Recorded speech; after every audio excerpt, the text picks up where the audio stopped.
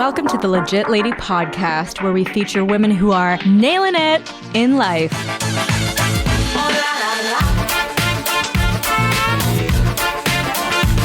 Hey, Legit Lady listeners, this is your host, Julie Federman, and welcome to the podcast where we feature impressive women to inspire the world.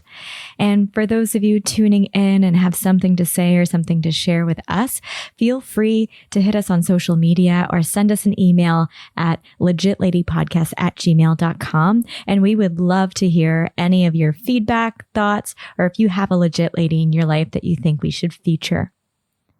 Well, I want to take a moment to wish everyone a very happy Pride Month. I know we're right near the end of Pride, but Pride is one of my favorite times of year because it really lets you be very open about loving who you love, being as you are. And it's also a really fun time to party with a few 100,000 of your nearest and dearest friends and allies. And for those of you who might not know, this year's Pride is actually the 50th anniversary of the Stonewall riots. And the Stonewall riots, I'm not going to go into the full history lesson here, but it was a very important piece in the modern gay rights movement. And it's actually where brave people would march in the streets of New York to the Stonewall Inn, which was a bar that was typically targeted and raided by the police since it was typically frequented by people who identified as homosexual. And in the 1960s, as you can imagine, most people who were gay or lesbian were actually outlawed and living in the shadows because it was not okay to be that way at that time. And so that act of defiance and their openness and bravery to march is a very important piece of why Pride is such an important piece that we honor every single year. And I don't think it's something that we should forget about, especially amidst a lot of the corporations that tend to affiliate themselves with Pride. I actually saw a couple of interesting posts in my social media feed recently about companies who try to benefit from Pride and, putting out rainbow things for people to buy or just for them to look, quote unquote, look nice in the media, but they don't actually support gay rights and equal rights in either their philosophy or their products and services. So I encourage you to do a little bit of research, especially if you see companies that maybe pay for nice floats or have nice rainbow products for Pride Month, but might not actually be super supportive of LGBTQIA rights and freedoms. So with that, quick call out here, thinking about our wonderful listeners who are supporting us in the podcast.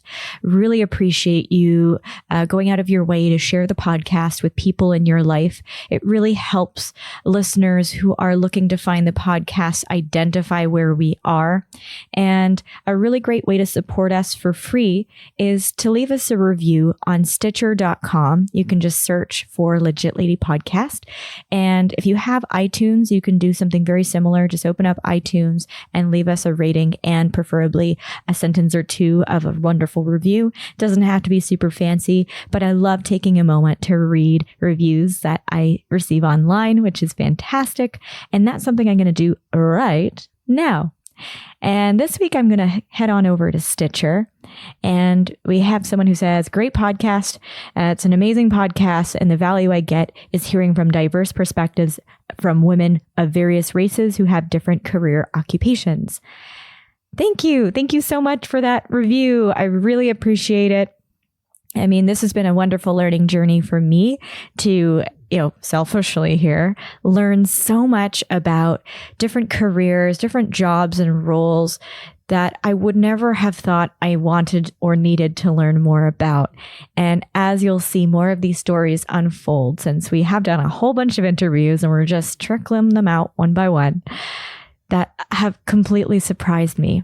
So some of the interviews that I thought would go in a particular way with a particular narrative completely leave me gobsmacked in a very wonderful way.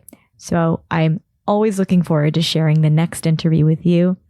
And if you're looking for another way to support the podcast and you do have a few dollars that you wouldn't mind spending towards supporting the Legit Lady podcast, feel free to take me out for an online coffee or drink or pat on the back and help us keep the podcast running by going to ko-fi.com. So that's ko-fi.com, ko-fi.com/Legit Lady Podcast. And that's a really great online tip jar area where you can take me out for a virtual coffee. And it's, I think, maybe $3 Canadian a pop. So an absolute deal if you're one of our listeners from the States or across the pond. And we'd really, really appreciate your support to keep the podcast going, since everything that we do with the podcast very often comes out of our pocket directly. So back when I didn't know what I wanted to be when I grew up, I was sort of virtually introduced to this woman. And the reason why is she has several years of experience in the advertising agency and marketing strategy world. And I always joke growing up that if Don Draper's job, like in Mad Men, if you guys watch that show, was still kind of a real job, and maybe it is, I'd be really, really good at it, and it's something I would love to do, aside from drinking the whiskey. But this CEO and founder happens to be leading the helm of a company called Gravity Partners Limited. And this company's worked with very tiny clients like Coca-Cola, Sobeys, and Jameson Whiskey, just to name a few. So please give a very warm welcome to the one and only Leigh Himel.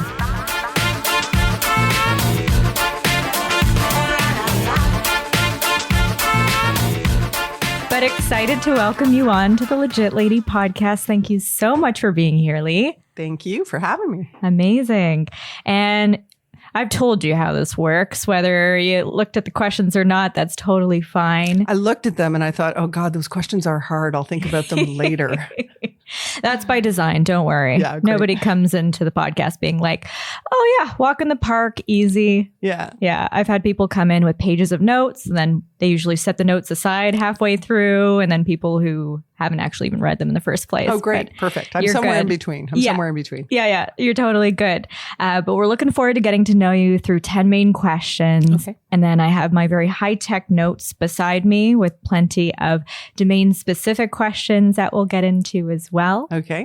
But to kick things off, let's dive in head first with question 1, which is, what advice would you give to your teenage self? I kind of feel like I had my teenage self in my now 22-year-old daughter. So I think that, Sia and I often talk about, because I find that young people today are so destination oriented. I'm going to get to this place, and then this place is going to be this magical place where all of a sudden all my dreams come true. And I don't know if it's celebrity culture. I don't know if it's the social media aspects, because her generation was the first generation that grew up on social media, that you feel like there's something that you're missing that you need to get. And as soon as you get that thing, all will, reveal itself. So I keep saying to Anastasia to be very open to what experiences come your way, and just be open to actually experiencing whatever you are and being present. You often hear about people who get cancer, who are very sick, or something happens to them and they say, I'm really learning to live in the moment and enjoy every day. And I sometimes feel like people are trying to get somewhere so that they don't really look at where they are and what they can learn from that, how they can enjoy it, the experiences that they're having. And oftentimes they actually have to leave whatever they're doing to actually find that grounding. So I always say to Sia, there's no there here. So just, don't worry about it so much. Right. So. And in this generation, we're so obsessed with trying to capture moments too, like on Instagram or things like that, that we do forget to actually live and experience that present. We're more involved in trying to share it and capture it for social credibility.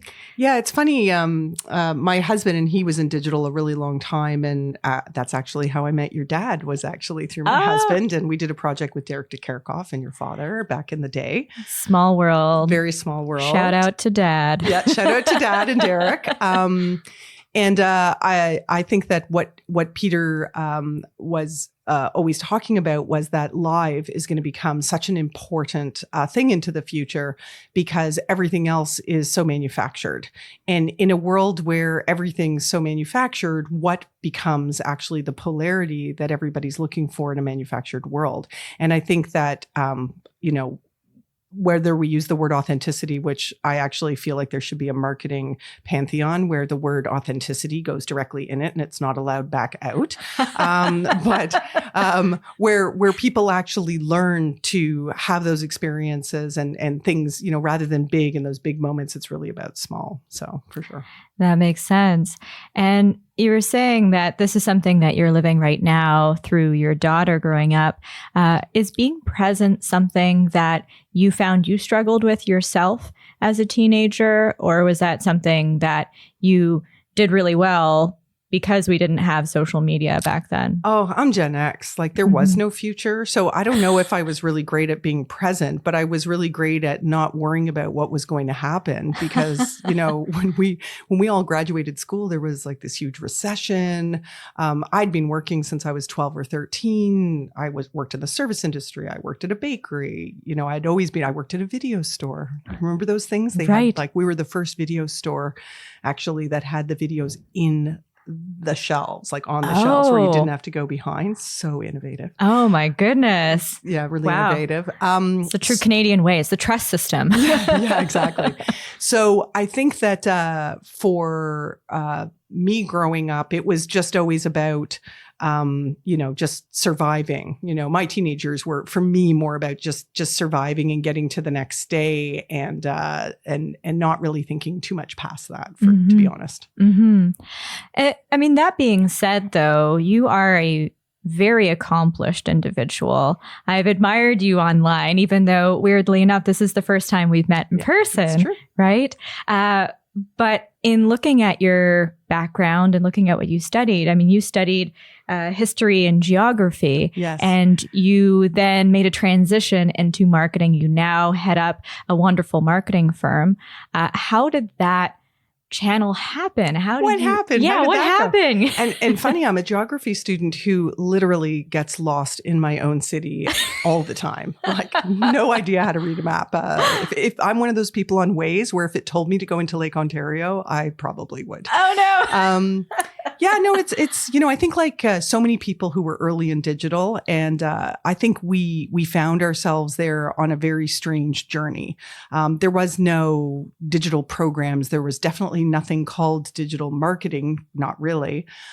So for me, I actually in my 20s, I thought I was actually going to go I worked with the North York Board of Education, working with behavioral kids. Which of course, there's no way anybody would call them behavioral kids anymore. I don't know what they would call them. People with challenges of social determinants of health or something like that. But I worked in the Jane Finch corridor. Right. And I thought I was actually going to go and work with disenfranchised youth. And I met my ex-husband, and he did his degree of environmental planning, environmental studies with my sister, who did environmental studies. And, we fell in love. And as these things happen, I was like, going to move to Greece. And I lived in Greece for many years. Wow. And there's no such thing as urban youth in Greece the way that there is here, because families take care of, families, and it wasn't as dramatic as it is now, the socioeconomic situation there. So I actually found myself taking, rather than doing education, I actually went in and got my degree. And the thing that I was the most interested in was environmental resource management. So I actually worked as an environmental planner. I worked for World Wildlife, where Vasily was an actual campaigner for World Wildlife in Athens. And I loved the work that we did. I did a lot of studies on the implementation of one of the EU policies in Greece. I actually often joke that we're responsible for Brexit because I wrote the legal strategy to stop a river diversion project in Greece.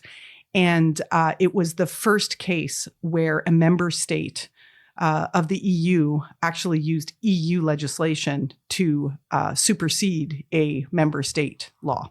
Oh, wow. So it was actually, we used the environmental directive on the environment to stop the river diversion. Of course, it all got overturned over time and all that sort of thing. Sure. But that was one of the main issues with Brexit, which was self-determination and the EU laws taking precedent over the member state laws. Right. So if someone's looking for someone to blame for Brexit, you're an easy target. It's absolutely me. It's Vasily, and it's a couple other people from about 4 environmental organizations. So coming back to Canada, because we moved back to Canada. Why did you guys move back? You know what? I found it very challenging living in another country. I'm Jewish. It's at that time. I don't know how it is today. The fact that I was Jewish was a big deal. I mean, some people would talk to me about the Elders of Zion, if anybody's familiar with that very anti-Semitic book. Also, I'm this person who's traveled the world. I really love Southern Ontario. I mean, it's this funny thing. It's just, I feel at home here. I feel like I'm such a weirdo and I don't always fit. And going to another country where that then amplifies itself you're struggling with the language and you're an immigrant, you just don't feel like you fit. And Greece is a country made of small villages where even if you're from another village, you're a foreigner. So you're foreign on top of foreign. And I do think the male-female thing was very challenging for me when we lived there. I felt like I was the shadow of Vasily, who was the campaigner and worked at WWF and was much more forward. And it was hard, I think, in some ways to have a true partnership there. But he really didn't like it here and I didn't really like it there. So, that was going to be a challenge for us. Did you leave him behind or?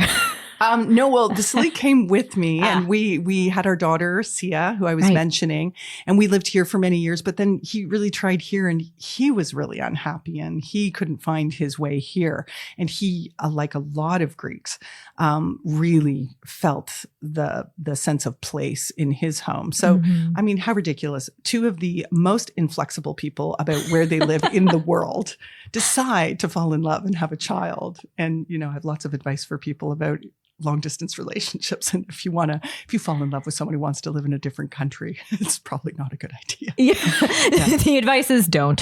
Don't. Well, yeah. And, I try, actually in my old age, I try not to tell people to do or don't, but I would say my experience was, and so some of the watch outs might be something like that. So ended up coming back to Canada and I had worked in digital early on. I was the first employee of Telepersonals, which I think turned into Lava Life eventually. There were a lot of things I really enjoyed about working at Telepersonals. I liked the business side, even though I didn't know it at the time. And they had actually asked me to open their first US office. And I was like, don't be ridiculous. I'm not opening the digital dating office in the States. That's crazy. Why would I do that? And I went off and did my, save the world environmental stuff. So when I came back, I thought, I write in my personal life and I thought, maybe I really want to do communications. And I got myself a very junior job at a communications firm called ICE, Integrated Communications and Entertainment. Proceeded to get unceremoniously fired 5 months later. No. Oh. Yeah. What? Yeah. Why? Why? Well, I think that there were 2 sides to that particular coin. Actually, maybe 3 sides, to be fair. I think the first side is they were having some financial issues that just came to light and they needed to lay off a significant amount of people. And I was on contract and it was between me and someone else. And they chose the other person. I think as well, I think I was unmanageable. Like, I think that they had a small department that was doing web stuff and internet stuff. And this was in 1997. And I just loved it. I don't know what. I mean, I was like, it was complex. It was challenging. It involved culture and people. And what is this new thing? And how are people going to use it? And I think I understood it inherently being an environmentalist. Very early on, I understood networks and I understood ecosystems and I understood decentralization and community. And so I was a bit older and, took a whole bunch of stuff off my resume and said, I really love to photocopy, but I had worked as an environmental planner and I'd been working for 10 years. And really, if you look at my teen years, I'd been working for 20 years. Mm-hmm. So all of a sudden I was working with people who I was almost the expert in digital, but they were much more senior than me. And I think in retrospect, when I look back on it, I was like, oh yeah, I might have fired me too. Like why am I talking in that meeting? Like, I probably should have just sat back and looked and listened a little bit more, but that was youth, Yeah. So. No, that's actually really interesting. And how has it shaped you as a leader and the dynamic that you create in your meetings and your conference rooms? You mean just as far as like just doing the operational HR sort of stuff, or do you mean more about people who, again, might have come in a junior role and they might be a bit more outspoken, or do you try to encourage people to be more outspoken? Has that imprinted you as a leader? Yeah. Oh no. Well, for sure. I mean, I think the thing is, I always joke. I mean, I would be the last person to tell people to, not speak up. I mean, I never in a million years. But I do say to people, everybody's welcome to speak up, but you'll also be challenged. So if you're going to speak up in a meeting and you're very junior, if I don't agree with you, or if I want to have the discussion about that, then you have to be comfortable with having that debate and that discussion with me, being a more senior person, being a more seasoned person, and then having that, equal relationship. And I think that sometimes people think that they're going to be comfortable with that, but, I think that that's, a challenging thing for some people. At the end of the day, though, I would say we have a very non-hierarchical office. Mm-hmm. And, we really try to use much more, I hate using the word agile methodologies, but we really do try to work in much smaller collaborative groups and, really trying to empower people to, succeed and fail on their own merits. And I think that therefore you have to encourage people to speak out and to say something. Diversity is important and inclusion is important, not only in what you look for in how you're going to create a modern office. I think it's also a inclusion and diversity of opinions and thoughts. And that comes from a lot of different places. And you have to be able to create a culture that will allow for it. That's really refreshing to hear, especially as a company that has been around for at least, it's almost 8 years now. 8 years, right? I know. It's the longest I've ever had a job. It's my own company. I was like thinking about that. Wow, that's a really long time. 8 years at one place. That's amazing. Well, you were saying, hey, I'm quote unquote unmanageable. Yeah, no, exactly. I'm totally unmanageable. Yeah. And I mean, it's not likely that you're going to fire yourself, hopefully. Yeah. Well, you never know. I there have been a couple of days where I've thought, you know what, that I really suck. I should fire myself for sure. Yeah, no, it's interesting because I had a tech startup at some point, and we were 2 women who ran the tech startup. And Vanessa Williams, not like the movie star, was my CTO. Vanessa's a woman of color. She's one of the first visible minorities. She's one of the first women programmers, probably the first Java programmers in Canada. She contributed to the original XML database and hyper smart and bright. And I look back on it now, and it was 2004 or 5. I think we were crazy. We were never going to get funding. And I just didn't know it back then. I just absolutely didn't know it. So I think that, the world's changed a lot in that regard. And I think that there's much more of a conversation that's happening around that. But you really do have to actively recruit for inclusion and diversity, because inherently our industry, my industry in marketing, is not very diverse. And so the pool of people you're even choosing from or finding out there, you just inherently, my father was a doctor. I'm a privileged white woman. So my own networks of friends and friends of friends, when there's junior people, are going to be people who look and are a lot more like me. So, you really have to go out of your way to go beyond that. And what are some of the ways in which you are seeking diverse talent? Yeah, I mean, it's really hard because I think that, we put out the word to various people, and especially when it comes to juniors, and that sort of thing, and really encourage people from different places, like people I know who are from different socioeconomic backgrounds, reaching out to them and saying, hey, do you know anybody from your community who might be interested in a junior position and that sort of thing? I think it's really hard because I think for a while, we were hiring in the early days community managers, and literally we kept getting the same people.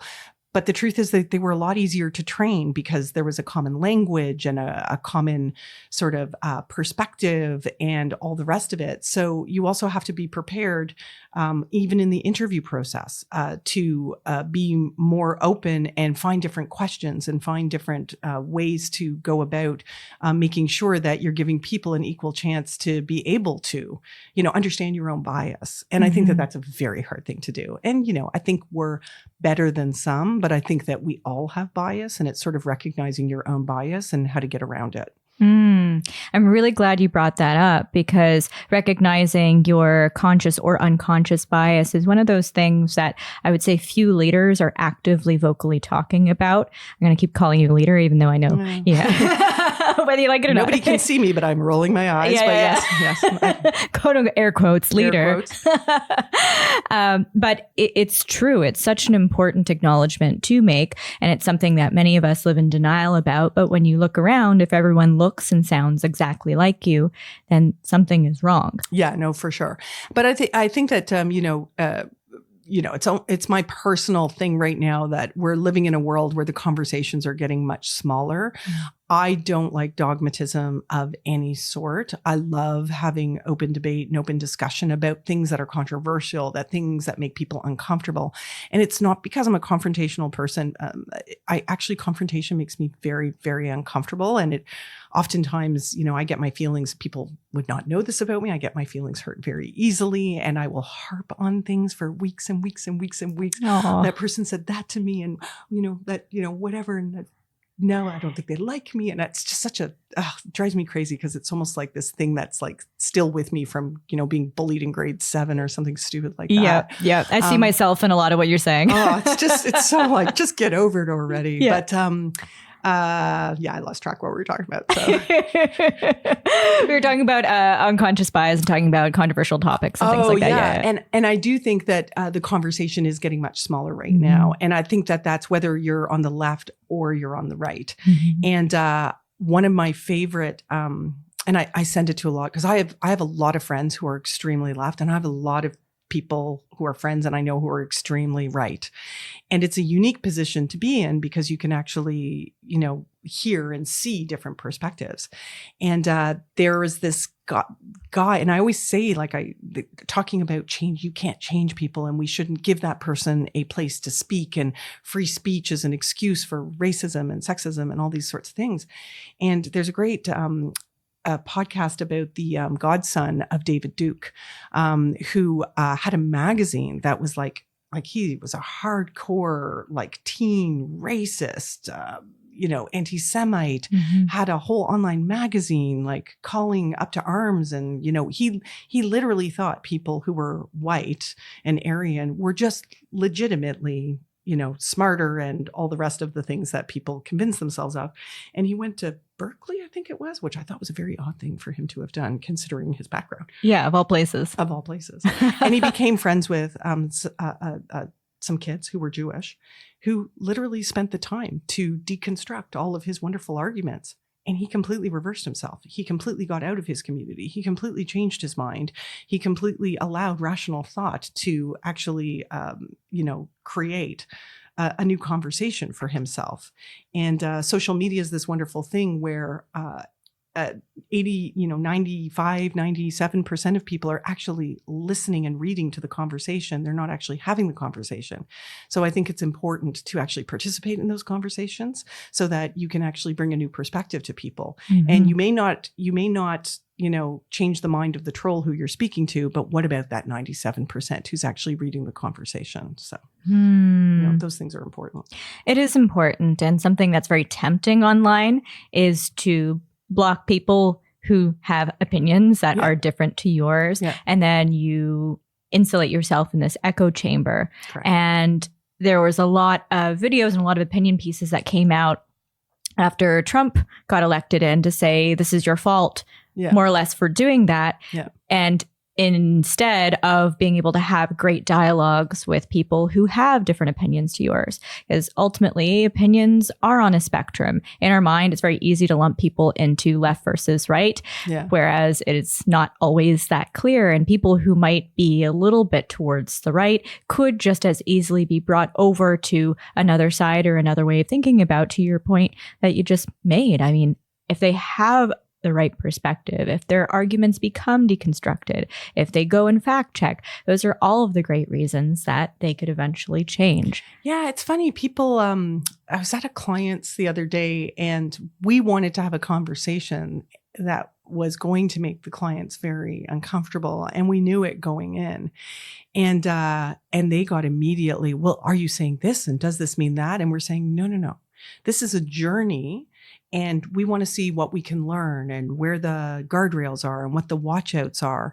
And it's just funny when things make people uncomfortable, they tend to want to block them as opposed to tend to want to have a conversation about them and what can I learn from it. I see that in all aspects of life. And, I'm just someone who's always been involved in social justice in my own mind when it comes to my company, when it comes to the issues that I care about. I have an entire Twitter that I created for when Trump got elected, where I am a middle-aged Republican man from North Carolina. Right. So I could have an honest and relevant conversation with people, because if they knew what my background was, they would stop listening because they would just call me a libtard or whatever else they were going to call. A snowflake. A snowflake or whatever. And I just wanted to debate policy. I didn't want to talk about politics. I wanted to debate policy.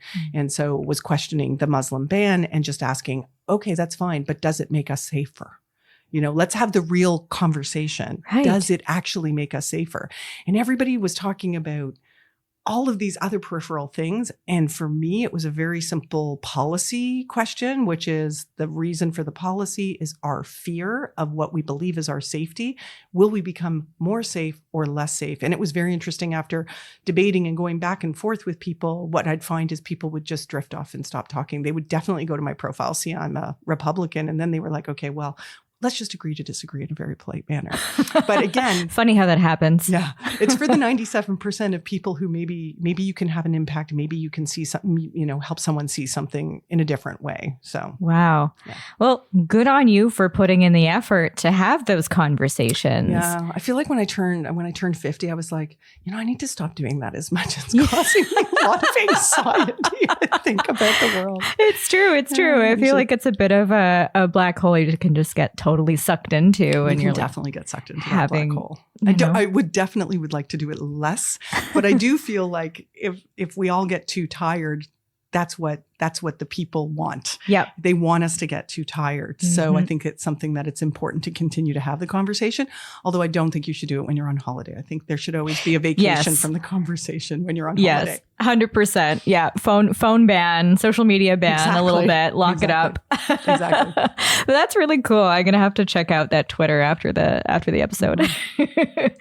All right. Well, with that, I want to move on to question 2, which is, oh my God, we're only on question 2. I know we're only on question 2, and there's plenty more. Like going off on politics and all the rest of it. So. That's the beauty of the podcast. Right. Yes, we have 10-min questions, but all the podcasts are so different because every single woman I have the pleasure of speaking to comes from such an interesting background. Right. Yeah. So don't worry about it. You're doing it right. You're doing it right. I'll try to keep on track. No. There's no right or wrong way to do this. Question 2 is, what's your proudest accomplishment? Proudest. I think this is where I got stuck when I was reading the questions. I was like, proudest accomplishments. Well, look, I hate when women in business, I still remember Stop listening to the Startup podcast when they had a woman CEO and she was in the therapist's office crying about her guilt with her children and all of that sort of stuff. I was like, oh, why do all the women have to talk about their children? But of course, my proudest accomplishment, of course, are my kids, Sia and Sam, and being a mother. And I feel like I'm very good at being a mother. And I'm actually very proud of the fact that I have been able to accomplish running businesses and being an entrepreneur and being present for my kids. My father was an OBGYN. And I think when I was 4, I asked my mother who he was. And, because he was at the hospital back in the day, doctors were on call if you were an obstetrician all the time. So I didn't see my dad for weeks at a time. And I was the youngest of 4. So, and I was a girl. So I didn't golf. So it didn't teach me how to golf. So I wasn't that interesting. So I felt like I had a very absentee father. And I think I associated, people who work don't really have to talk to their kids. But then, of course, when I had my own kids, I was like, well, I don't want to be that kind of parent. I want to actively be involved and actively engaged in my kids' lives and all the rest of it. But I also work crazy hours and I'm working all the time. And I'm, there's a lot of challenges with that. So I feel like I've been able to do both. I feel like, although you can ask them, but what would they say? Would they agree? I Sia and I have a very close relationship. So, I think that she feels that I'm a great mom. She looks to me like we look to each other for a lot of, support and advice and all the things. That's really nice. I was always a bit tough on her. My family used to get on my case. Oh, you're so tough on Sia. I make Sia pay for 50% of her education. Yes, I can afford to pay for the whole thing. But I want her That's to have— an important lesson to teach your child. Yeah. Responsibility, that autonomy, financial independence. Yeah. I mean, look, she knows that if she were stuck, that I would help her. And, again, that's the benefits of certain privileged lives and all the rest of it. But, she doesn't have that sense of she has a real sense of, I may not always be there. And you never know when your life situation is going to change and you need to take care of yourself. And actually that's probably, I think that that's what I was like as a teenager, because I saw my mom got divorced and then she lost all of her friends and then her socioeconomic situation changed and she, ended up being a secretary and, worked crazy hours and didn't really enjoy the jobs that she was doing for a very long time. And I just thought, I don't ever want to depend on anybody else for my financial freedom. Yep. That will never happen to me. And I actually recently had a relative of mine who was in a situation where her husband, who suddenly died, really had the financial reins in that family. And, now she's finding herself in her mid-50s having to figure a lot of different things out. And I came back from seeing her and I looked at every, women in the office and I was like, whatever you do, make sure you guys can take care of yourself. Don't be with someone else, love them, have solid partnerships, but always make sure you can take care of yourself because you just never know what's going to happen in this world. Yep. So whether it's cleaning toilets or being the CEO of a company, just make your own money, and learn to take care of yourself. And I think that that's a really important thing for women in particular, because I don't know if that was always the case. Yeah, agreed. And that was certainly echoed in an earlier podcast that we had with a fantastic financial advisor, Senna. She echoed the exact same thing, that financial literacy is one of those things that every single person, let alone woman, should certainly have. But as you were sharing that story, I see myself in a lot of these stories that you're sharing. And my family was not financially secure growing up. And that's what inspired me at a very young age to sock away money, to start seeing a financial advisor when I was quite young, right. Even, going to the bank, even though I didn't know that that's not the best way to invest your money, but, at least doing the right actions and trying to think with that head as soon as I started making a solid paycheck. Right. And myself, I'm, not super young, but I'm fairly young and I'm in a position to be starting to do things in my life that I wouldn't have been able to do had I not started so early. Yeah, that's interesting. It's funny because Sia had at some point said to me when she was younger, she said, I don't know, she was doing something at school and they were talking about people who take risks. And she said, yeah, but you're not like that. And I said, what are you talking about? And she said, well, you're not a very risky person. I said, see, I've quit my jobs when I don't like them without jobs. I was just like, you know what? I'm done. Or, and I'll figure it out. And, right. and I was like, most people don't do that. Most people are like, they have to go from one thing to the next thing to the next thing. I would say that's an amazing thing about millennials in general, like the younger generation. I feel like they almost, it's a bit of a double-sided thing, but from what I can see, and maybe it's because they're starting so much younger than we were, because we couldn't get jobs until we were 28 or 29, and they're getting jobs when they're like 22, 23. So like, they're already in the workforce for 5 or 6 years. But I do see people saying, you know what, I'm not sure this is for me. This was my first job. I'm going to go travel the world, or I'm going to go do something else, or now I'm going to switch to something else. And you wouldn't have seen that as much when I was younger, for sure not. Yeah. Yeah, no, I agree. I think a lot of that comes from that sense of community and that sense of network, being able to hear a lot of these stories and see it play out online. Yeah. Although some people have a pretty cushy safety net of bank of mom and dad to be able to facilitate some of those jaunts around the world, versus other people, unfortunately, they don't necessarily have that option for sure. quit their job and try to pursue their dreams in another way. Yeah. So. Although I will say that not necessarily the travel thing, but the not quitting the job, I've seen people from so many different socioeconomic backgrounds actually doing that. Now, the truth is, a lot of them still live at home. Mom and dad just, happen to live in a very small house and, a totally different area. And maybe actually because people are staying home, it allows for a little bit more flexibility and freedom. Like, we were all out of the house at 18 or 19. Like, there was no staying home. Right. Like, I don't know if, I'm sure I would have been welcomed, but it just wasn't a thing that any of us did. Yeah. So, but now people stay home for so much longer that it is a little bit easier, and plus, how would you ever live in the city of Toronto if you weren't living at home? And, I was asking my son, well, what would you rather do? Like, have $1 million or do something you love and struggle? And he's in the zone of $1 million right now. And I again feel like that's like the world that we live in. I think it's important at least to try to do the things that you love. It may not work out that way eventually, but just trying matters. Why do you think he said the $1 million?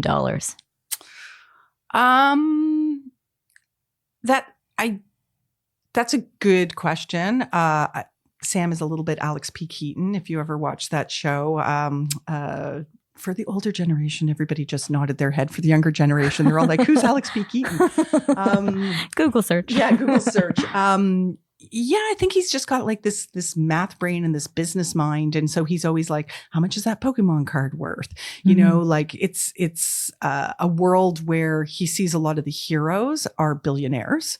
I mean, like it's Mark Zuckerberg or, all of these people and and all the musicians, and it's all about that sort of wealth culture and what people can buy. So I think with Sam, it's a lot of just getting perspective. And, we live up north, and there's people from so many different socioeconomic backgrounds, which is really nice. We live in a farming community, and there's, gazillionaire farmers to, sort of what you would consider more, I guess, working class people.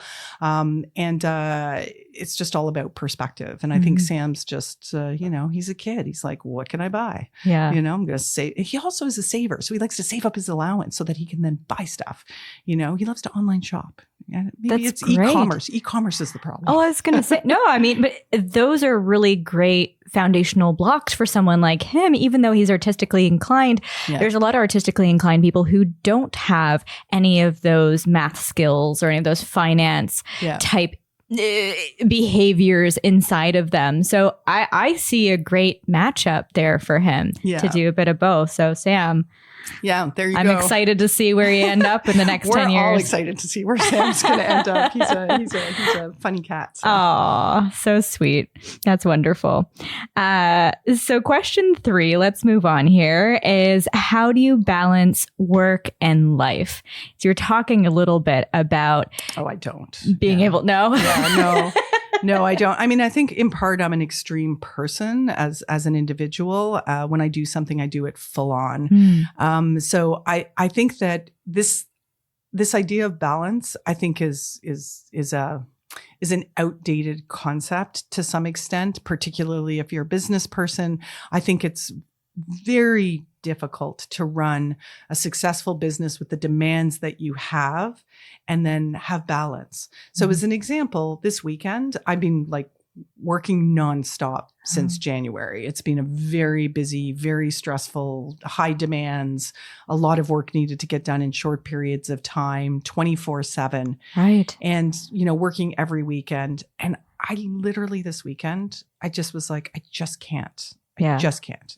And I'm catching up, rewatching Game of Thrones. So there was a little bit of getting ready for April for Game of Thrones to return. So I was lazy. I was just a lazy business person. Well, I'll tell you what, yesterday and today, I regretted that. I was just like, I woke up, I think it was like, I can't remember, like one of the nights, Sunday night or something. And I had like 5, we use Slack. I had like 5, hey, just wondering when you're going to get me that deliverable.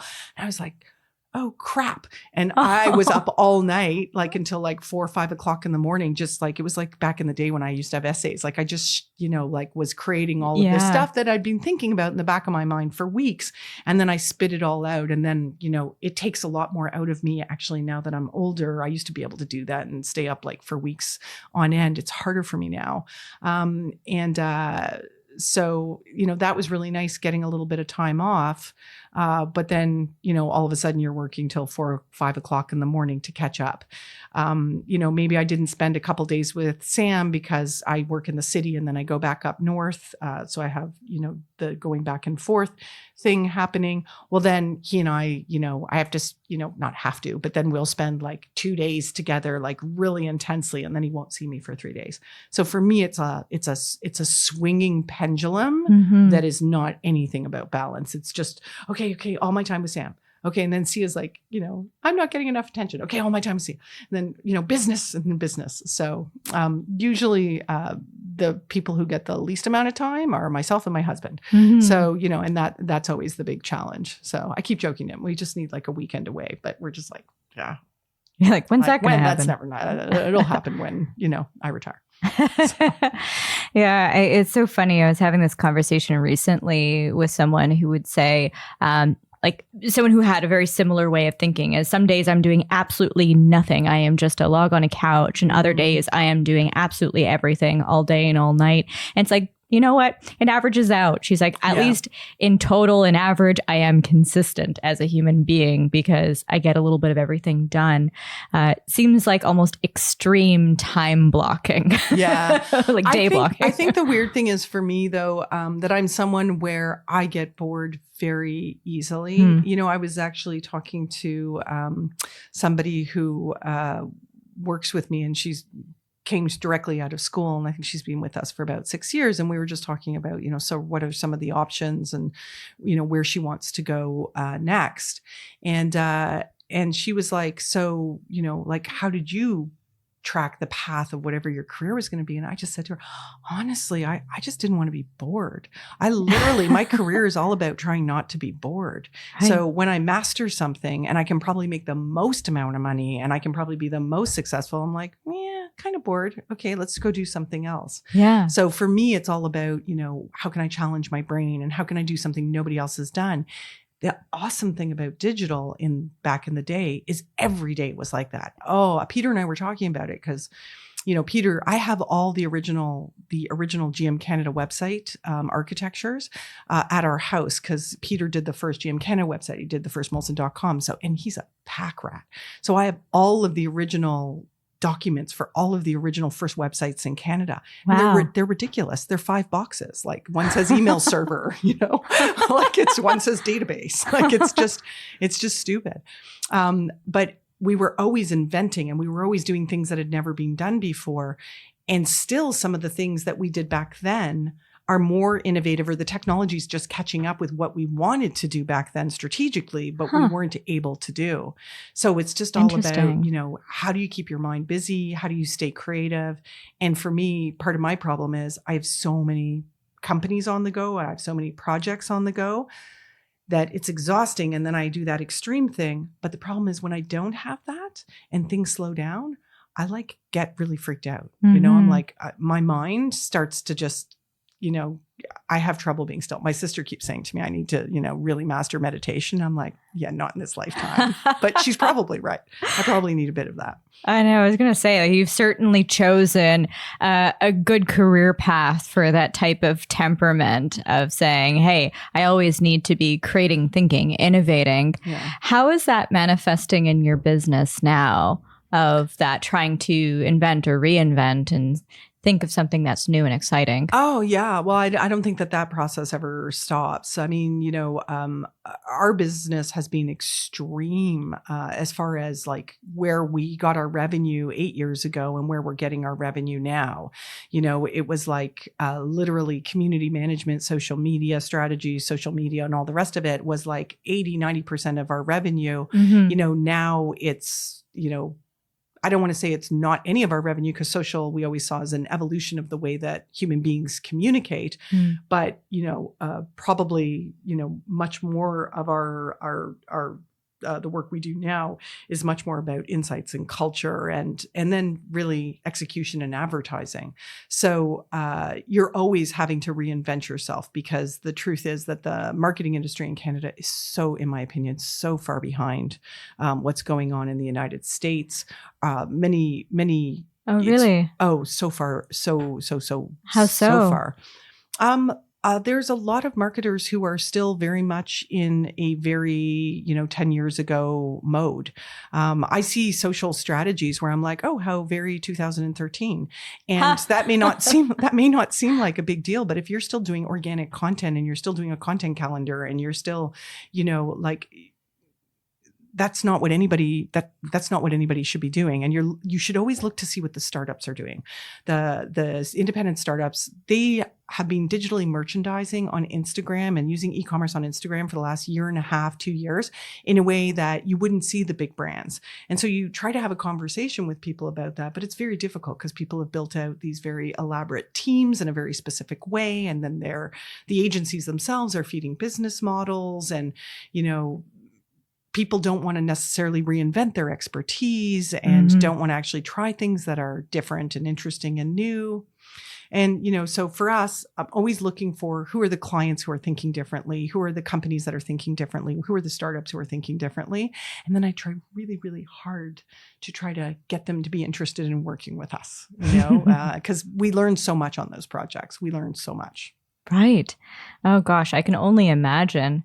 It's interesting because I've spoken to a lot of marketing agencies, and it seems like it's an industry that has traditionally very high turnover. Why is that? Yeah. I mean, I think part of it is the pace that the industry has. I mean, it's a service-based industry where the clients have all the power. So if somebody says, well, I need it Monday, and you're like, well, we had to turn down a pitch at a time where, some of our clients were reducing their business, but everybody was so tired. We had to turn down a pitch that was like really interesting work, because they briefed us on December 21st, and they wanted it for January 4th. Oh, like that's just like, what kind of client is that going to be? Right. They're basically saying, we don't care about you and your staff. We're going to make you work at Christmas time, and best of luck with you. And we just decided, hey, we're not going to do it, and there's some cost to that, like maybe you're having to lay somebody off or, whatever. So you're always trying to balance all of those extreme things that are happening in your business. But, our business is a business where, 2 weeks ago, a client gave us a call. I'm sorry, that $200,000 project's not happening. On another client, the next day, oh, here's a new $100,000 project. It's so extreme all the time. And you kind of have to be looking out past 6 months and sort of sorting out where you're going to be. Because if you're going on a month-to-month basis, you will drive yourself mad, and you will drive your staff mad as well. So I think it's just, one of those things where people are always understaffed and overworked, and it's the margins are getting smaller and smaller. So at some point, it feels like, well, is it even going to be worth it? It's it's rare to find clients where they care about your profitability because they're so worried about theirs, and I think it's just the devaluing of marketing partners. And the best clients see you as a partner and you are providing that value to them as a partner. They're just few and far between now. Mm-hmm. But when you find them, you hold on to them. Yeah, I can imagine. Well, and it speaks to your character as well, even turning down that type of request of, hey, of course you can take on this project that's super last minute over the holidays. Yeah. I mean, there's, I'm sure, plenty of business leaders who would say, yep, let's do this and find a way to make this happen. So I think that's pretty admirable. Yeah, I think it's hard. I mean, I think that the people who work with you, other than the senior people, have no visibility with what goes on behind the scenes of running this kind of business. I think that there's been such a romanticization of entrepreneurship. I feel like entrepreneurship is like a disease that I have that I can't get rid of. I mean, honestly, my husband keeps saying to me, you keep complaining about entrepreneurship and you just started 2 more companies. I'm like, I know, I don't know why I just did that. Because it's about wanting to create something from nothing and all the rest of it. But I think it's really hard because I think that from somebody else's point of view, like as an example, when community management was going away, we had all these really wonderful, creative, smart people. Well, I couldn't put them all in strategy. I had to look at what I felt their skills were and say, well, we have a job in production or we have a job here. And I think that, if there's seen comments they've written online or, heard from other people, how, that person thought that they were going to tell me what job I should do. And it's like, it wasn't about that. It was about trying to, actually hopefully place somebody and make sure that they have a job and try to help out. But that's not the way other people perceive that sort of thing. Mm-hmm. And I think that, and the truth is they don't need to, right? Like everybody's going to have their own perspective. I just have found it in my career because especially in marketing and advertising, junior people get senior very, very quickly, very often. It's very interesting to me seeing when people go from that having reporting into people and being hypercritical and how dare they and all of this. And then they're in positions of power and then they're like, holy shit. Like, oh, wait a minute. Hard. Oh my God. It's hard to make everybody happy and it's hard to create culture in an office and it's hard to be responsible and you're never going to get credit for it. So I think that that's some of the hard part. I was saying to my husband the other day, we're extremely fair in a lot of regards and I go out of my way. And then if somebody doesn't see that, I'm just like, why do I even bother? I should just be one of those evil capitalists that's just like, screw everybody. And I'm just going to do it for myself. And Peter was like, nobody's ever going to get you credit for that. So you just got to do what you think is the right thing to do and plow on and just try not to take it personally when people don't see it and do it because it's the right thing to do, not because of anything else. It's just hard because sometimes like you want to just go find the people and just go, let me tell you, let's have a conversation. But, people learn through their own experiences. And I think that, when people have less experience, the world is very black and white. And I do think as we get older, we're more empathetic to people who maybe are struggling or you can see, oh, wait a second, decisions aren't easy and you do have to make choices and they're not always easy choices. And you're definitely not always going to get celebrated for them. Exactly. Yeah. Some people are not used to that exercise of putting themselves in the other person's shoes or being on the outside looking in and saying, hey, I acted in this way and it's no surprise that the person I'm working with or working for is reacting in this way. Yeah. Makes sense. Empathy is a very interesting thing. I saw somebody who was doing a talk on empathy. And I really think it's one of the most undervalued qualities of leadership. And I don't think that people teach it enough. I don't think people talk about it enough. And I think that if empathy was a much more fundamental part of everything everybody does, we would all have a much better, world that we would all be living in for sure. Yes, preach. Yes. I was actually going to ask you about how you would describe your leadership and where you see the biggest opportunity for growth and development in yourself. Oh, I'm not a very good teacher. I actually say that to my team all the time. I have a tendency to get easily frustrated, and I'm just like, you know what? I'll just do it myself.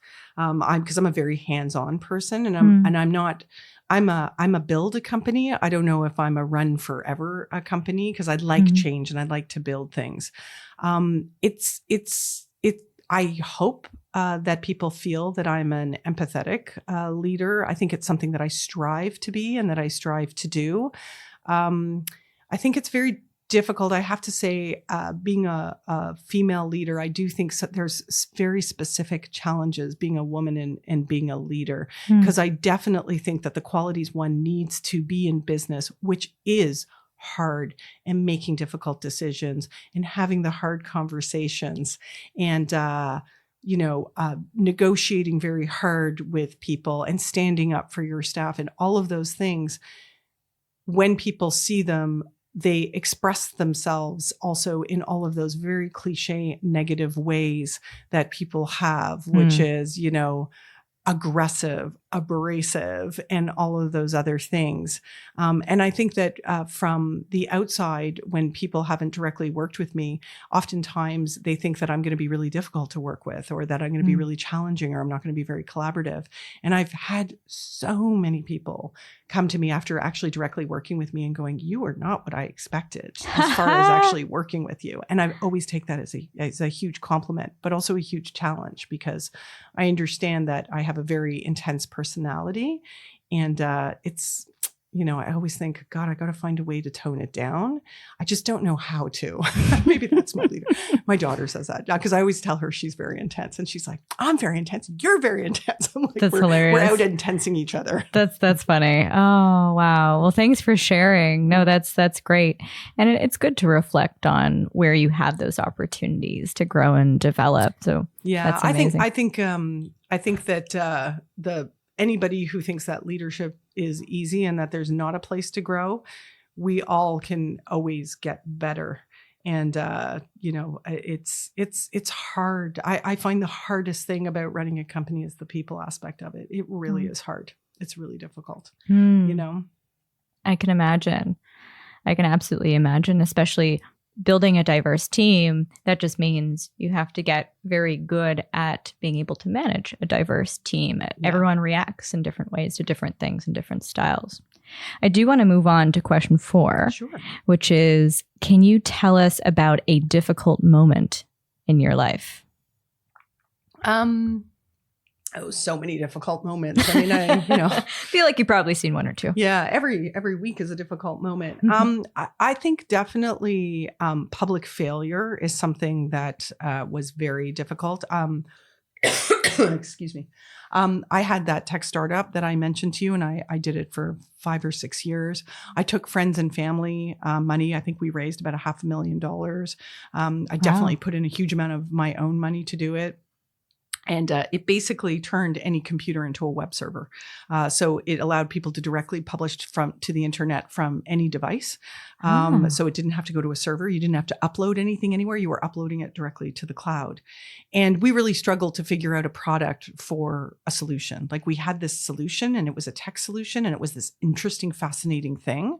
But the on-off internet, like, what would people use that for who weren't, using it for untoward things? We could figure out a lot of untoward things that people would want to use it for, but we didn't want to participate in that. So fair. What we ended up doing was almost like a Dropbox before Dropbox launched.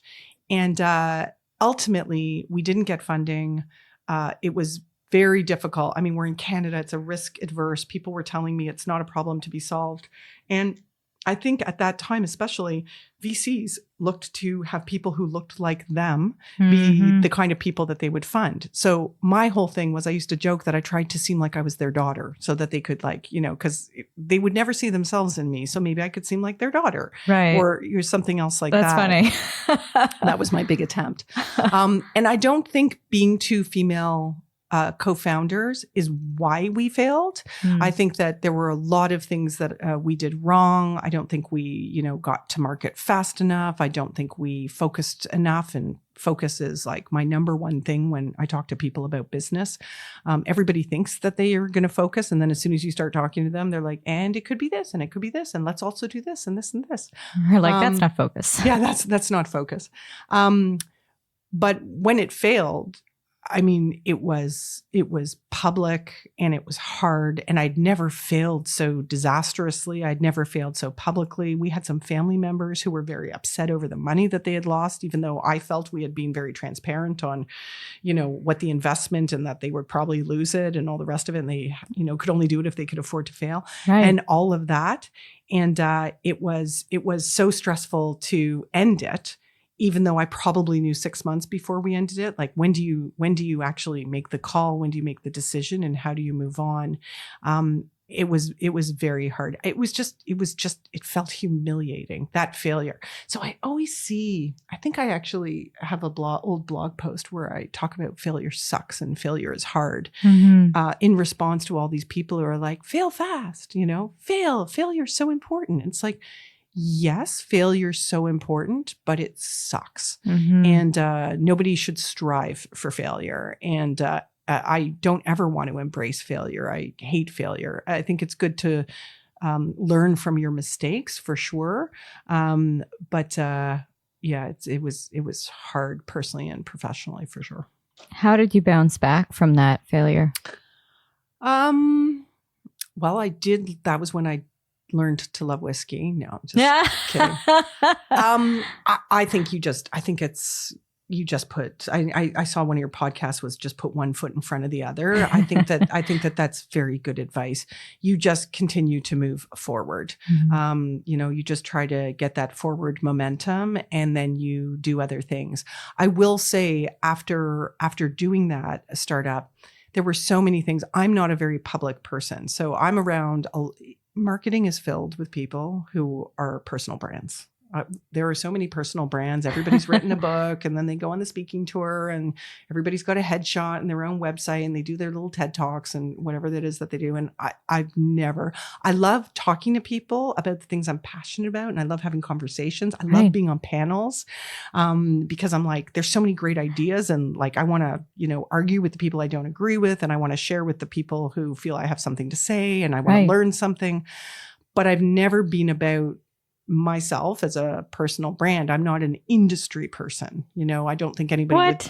I don't think, like, if you ever saw most of those magazines or whatever, when they're reaching out for people to do award shows, or they're reaching out for people on panels and all the rest of it, nobody ever talks to me. Nobody ever emails me. Oh, absolutely not. Absolutely not. Because I'm not a personal brand. I don't put myself out there as a personal brand. I guess so, but that doesn't mean you're not a great thought leader. Yeah, but that's not the way our industry works, right? There are people who are full-time thought leaders. That's their job in their companies, right? They're full-time thought leaders. So I just that just means their content is too accessible.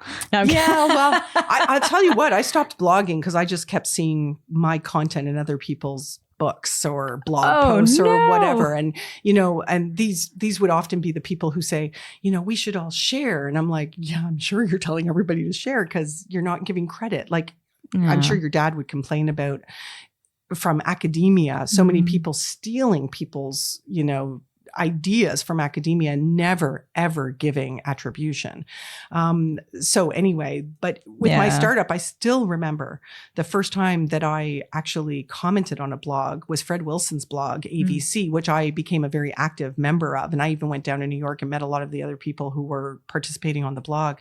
And I remember the first time I ever made a comment, it took me forever to write it. And it was really convoluted. I think I was trying to sound smart or something. And I remember closing my eyes to actually publish it. And it just felt so weird and so public. And it was after that I started blogging, because I felt like I needed to put myself out there, because you have to, as a business person, you have to make the uncomfortable calls. You have to say, hey, I really want to work with you, or I really want to do this. You put yourself at a personal risk. every day and all the time. Yep. And ego can have nothing to do with it. You really have to put whatever ego you have aside. And I think for someone, I found it really hard. I thought it was just, I don't want to ask things of people. I'm so embarrassed. I have nothing really to say. And, in that context, and I don't want to be a, person who's out there and then people are going to comment negatively towards me. And just the more you do it, the easier it gets. Just the easier it gets. So with failure and humiliation, the easier it gets. Mm-hmm. So it's like anything. It's just, it doesn't faze me as much as it used to. Not to say if I did a spectacular fail, it wouldn't be very upsetting. I would just get over it faster. It's true. And especially if you have a quote unquote type A or an achiever type of personality, or you've always been used to doing really well at things, failure feels even harder than it might be, especially if you are similar to me and you're very hard on yourself when stuff happens. Then it feels like it's 10 times worse than it actually is. Yeah, and I think that at different points in time, and maybe this, I don't know if this is gender based, but my work and how I'm perceived in my work is so wrapped up, or was at some point in time, in my self-esteem. Like it was my self-esteem and it were, very similar. I grew up in a home where there were zero expectations of girls. And there were probably less expectations of me. I was one of those people where you're never going to be successful. My father was a very emotionally abusive human. He really tried in his older age, but, I probably was the equivalent of a verbal troll, and would say things to you as a child that, nobody should say to kids. So for me, it was like, I think I always had that sort of like, I'm going to prove myself. Some people shrink under that kind of circumstance and end up with, sort of certain types of mental health issues. I was like the sort opposite. Of screw you. I'm going to, you have no expectations. Well, screw you. I'm going to be successful and I'm going to do things with my life and all the rest of it.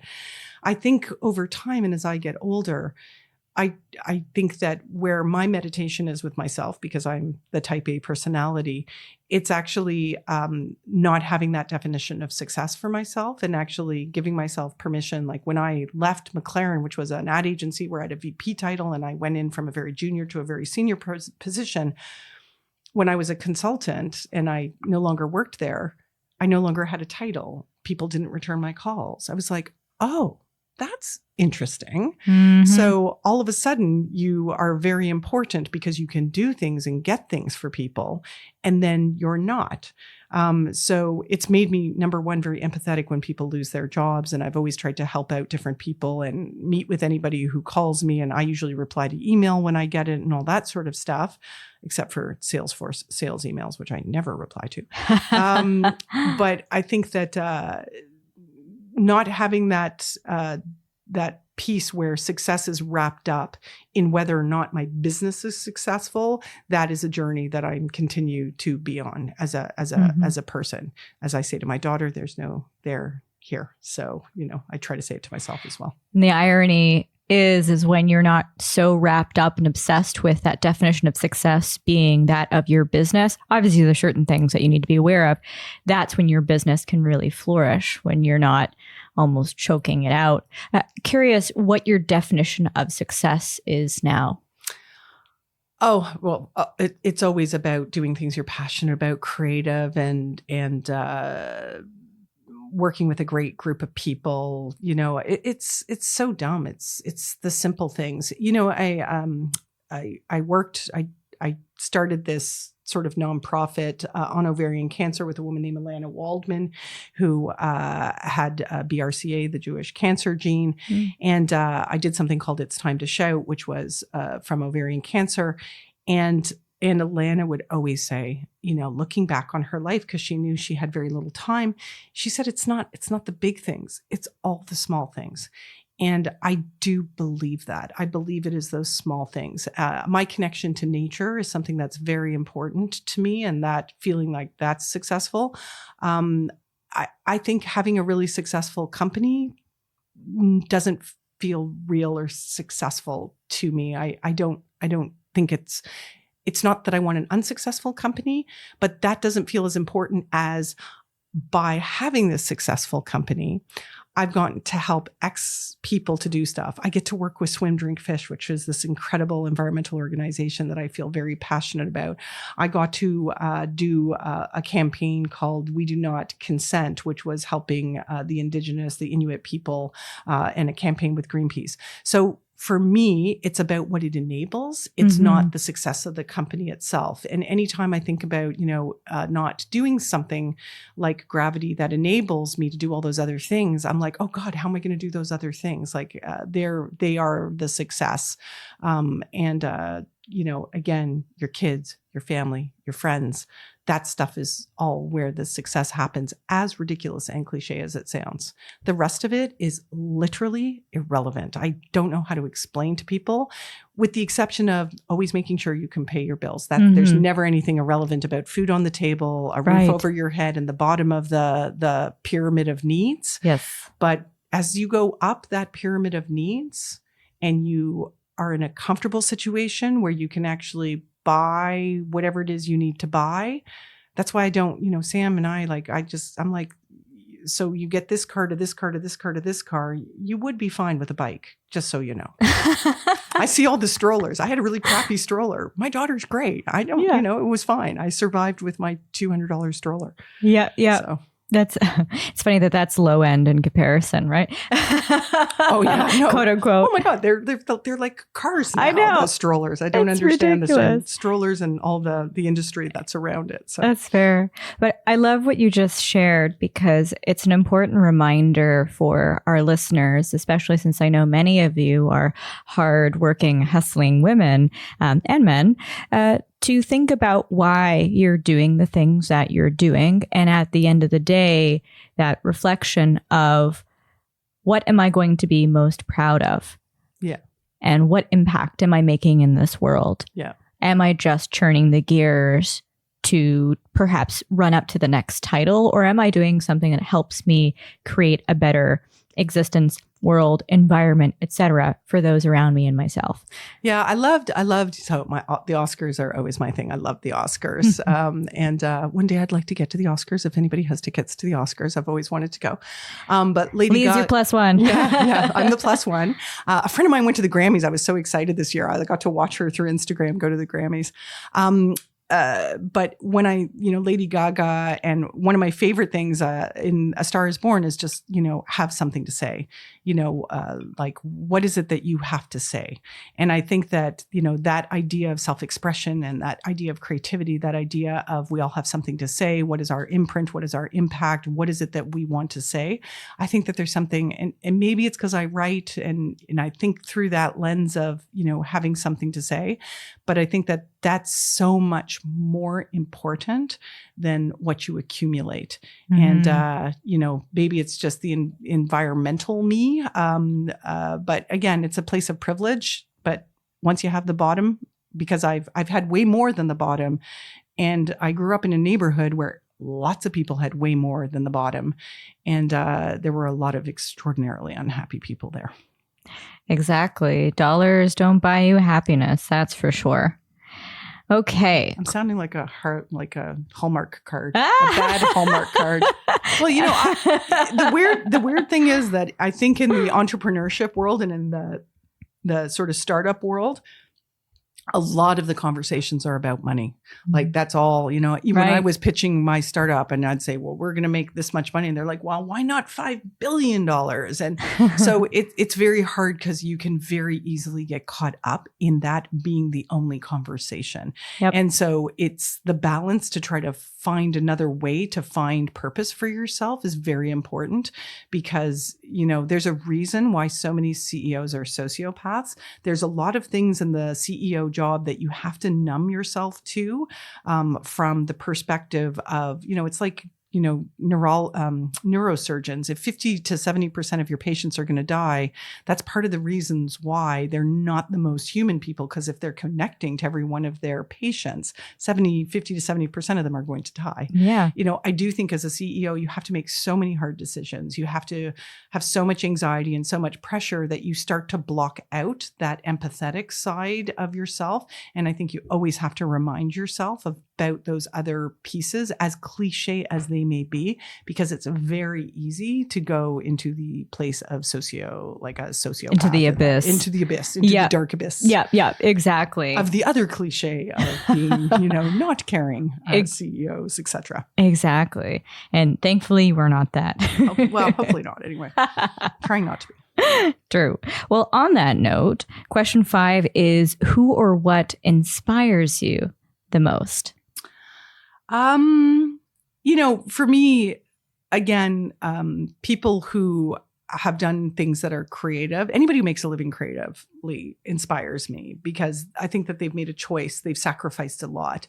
And I think sacrificing yourself for art in a world that absolutely does not appreciate it, and actually putting yourself so emotionally vulnerably out into the world. I mean, I work with creative people all the time.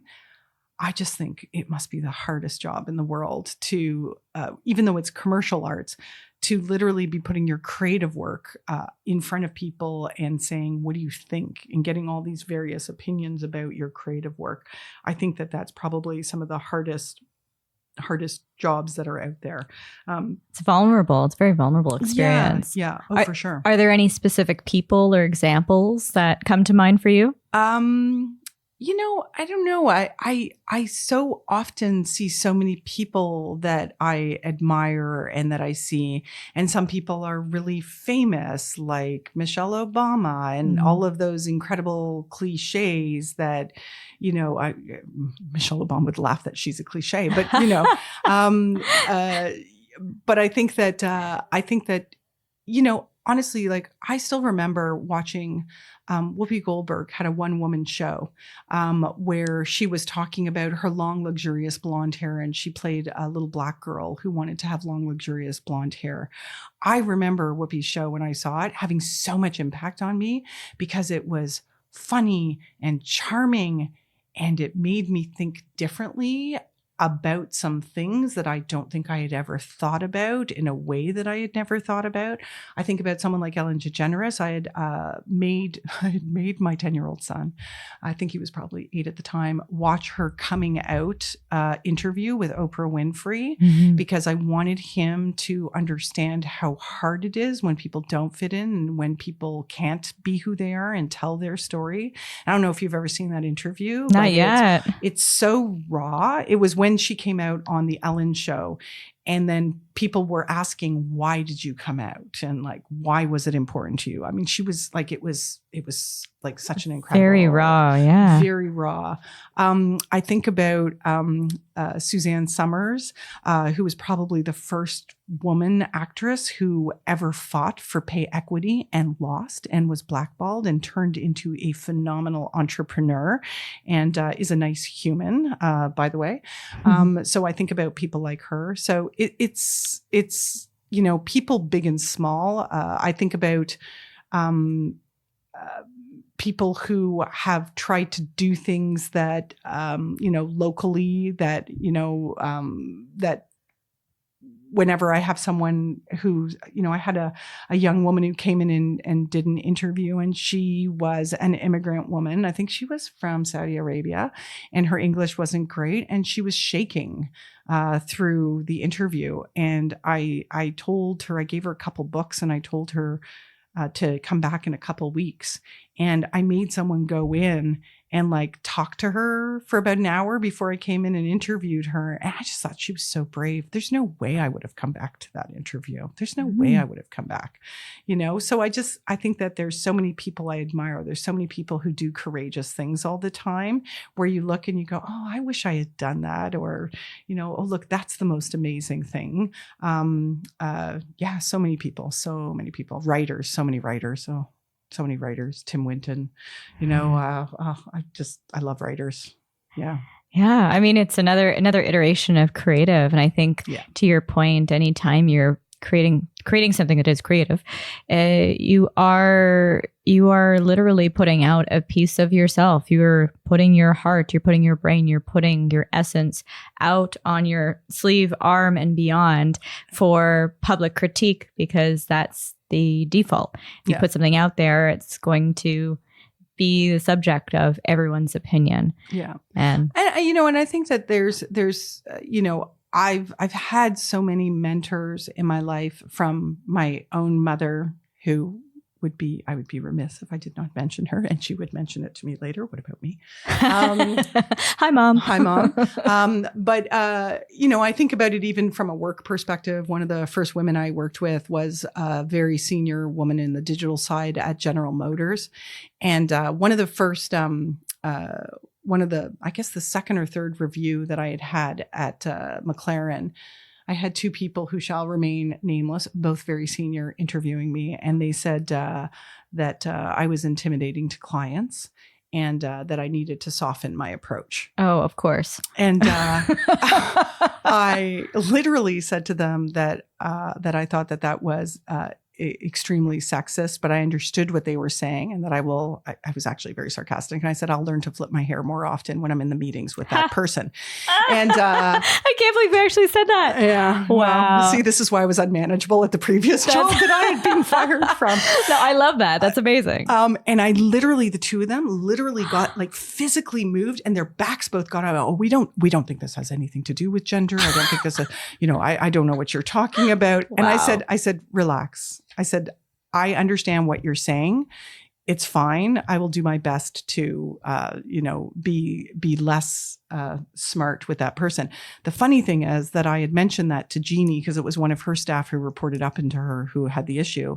And Jeannie said to me, she looked at me, and, her eyes started squinting, and she said, Leigh, I will tell you something. You've never intimidated me. And I said, thank you, Jeannie. So, this was, so it's like people like that who like moved up into organizations that were extremely male dominated, who were extremely successful, and who were very kind in their mentorship and their advice to me as I grew up in my career, having no filter, obviously, as I don't, and really helping me navigate what is generally has been a very male-dominated world, which is the corporate business world in Canada.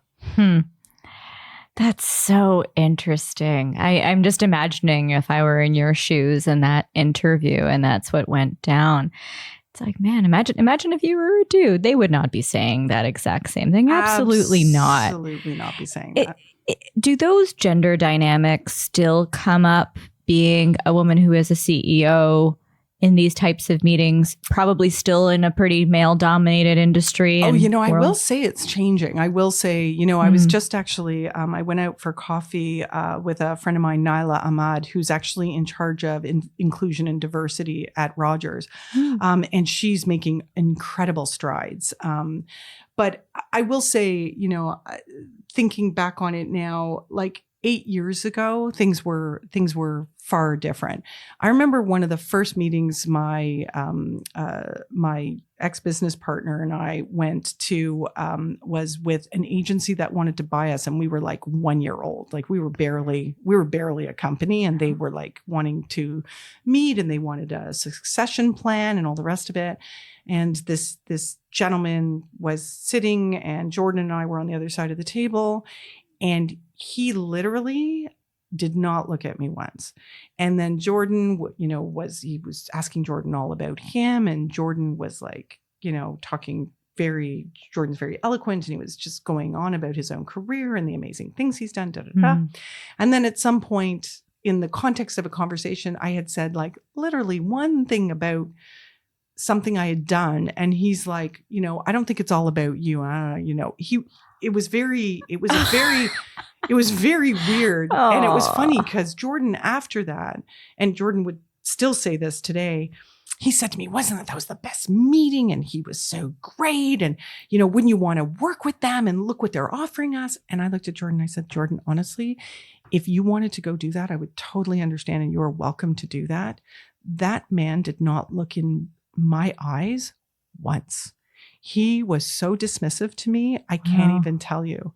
And it was funny because I think that Jordan had a much more awareness after that about the dynamic, and was always very clear to make sure that people were looking at me and just not at him. People always assumed that they were going to be negotiating with Jordan.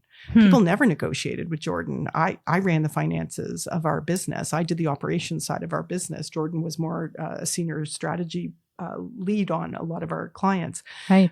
They made a lot of assumptions about that. So it was kind of funny for Jordan and I. We just tried to use it to our advantage. It was like, you know what, you should go to that meeting. You're the boy. I should go to that meeting, and that was good. But, Jordan's gone off to do other things now. And I think that was a really scary thing for me, thinking about being a woman CEO in a woman-run company. And it was funny because this is recent. And in January, we got contacted by Nike in Portland, who actually contacted us because we were a woman-run agency.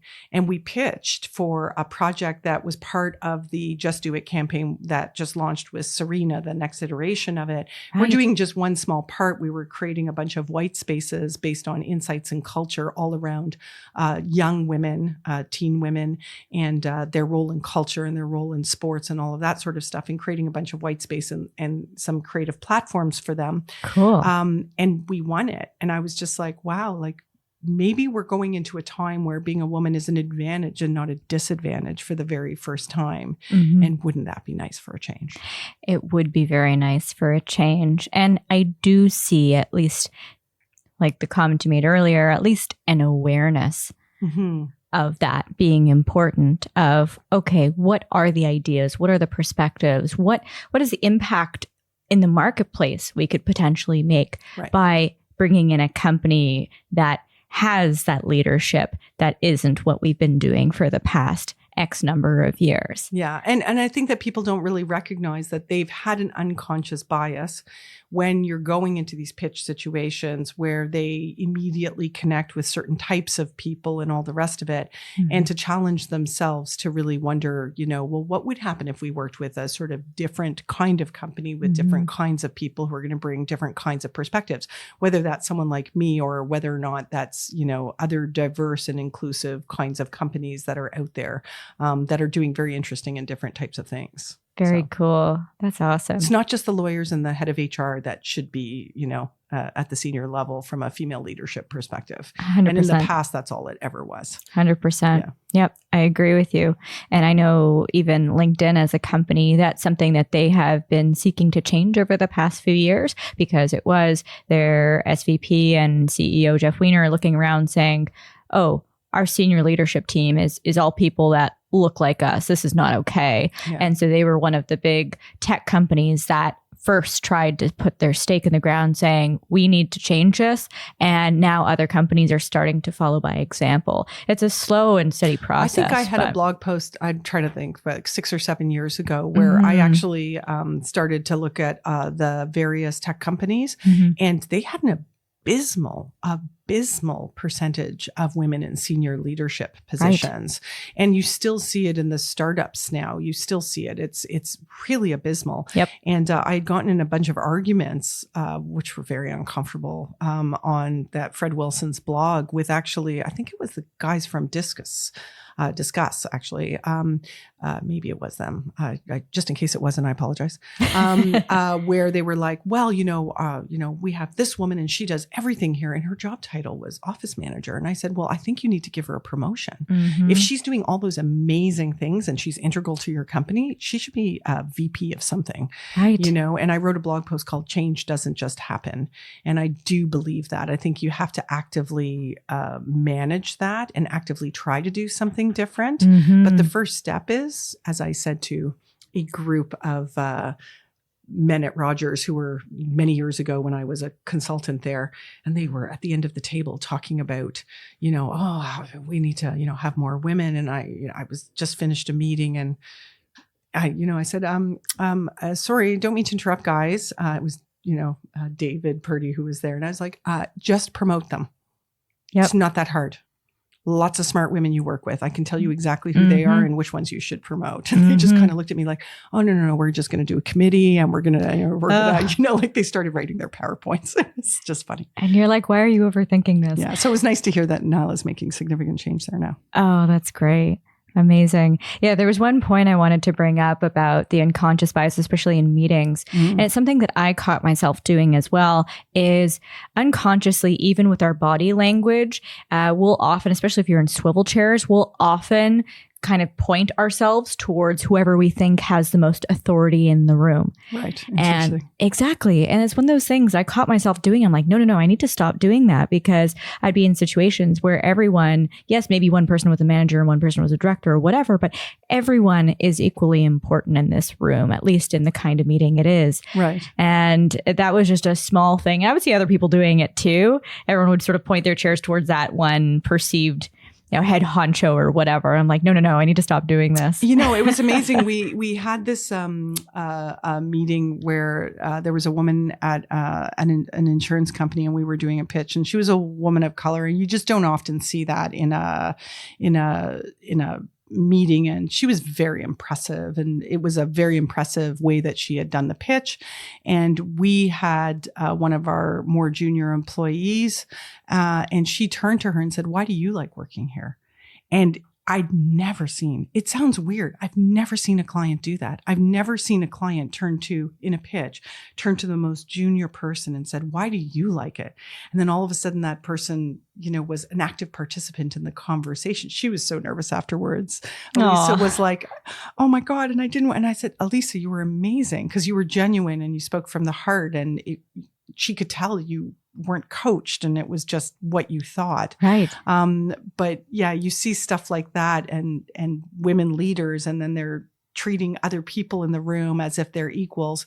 I really do believe we still are very much top-down culture in North America. Mm-hmm. And when you have senior leaders who believe in that kind of philosophy, you can see them change the organizations that they're working with and create incredible environments in very short periods of time. It's always very impressive. And then you have someone else who comes in who is very hierarchical and very sort of nasty and disrespectful.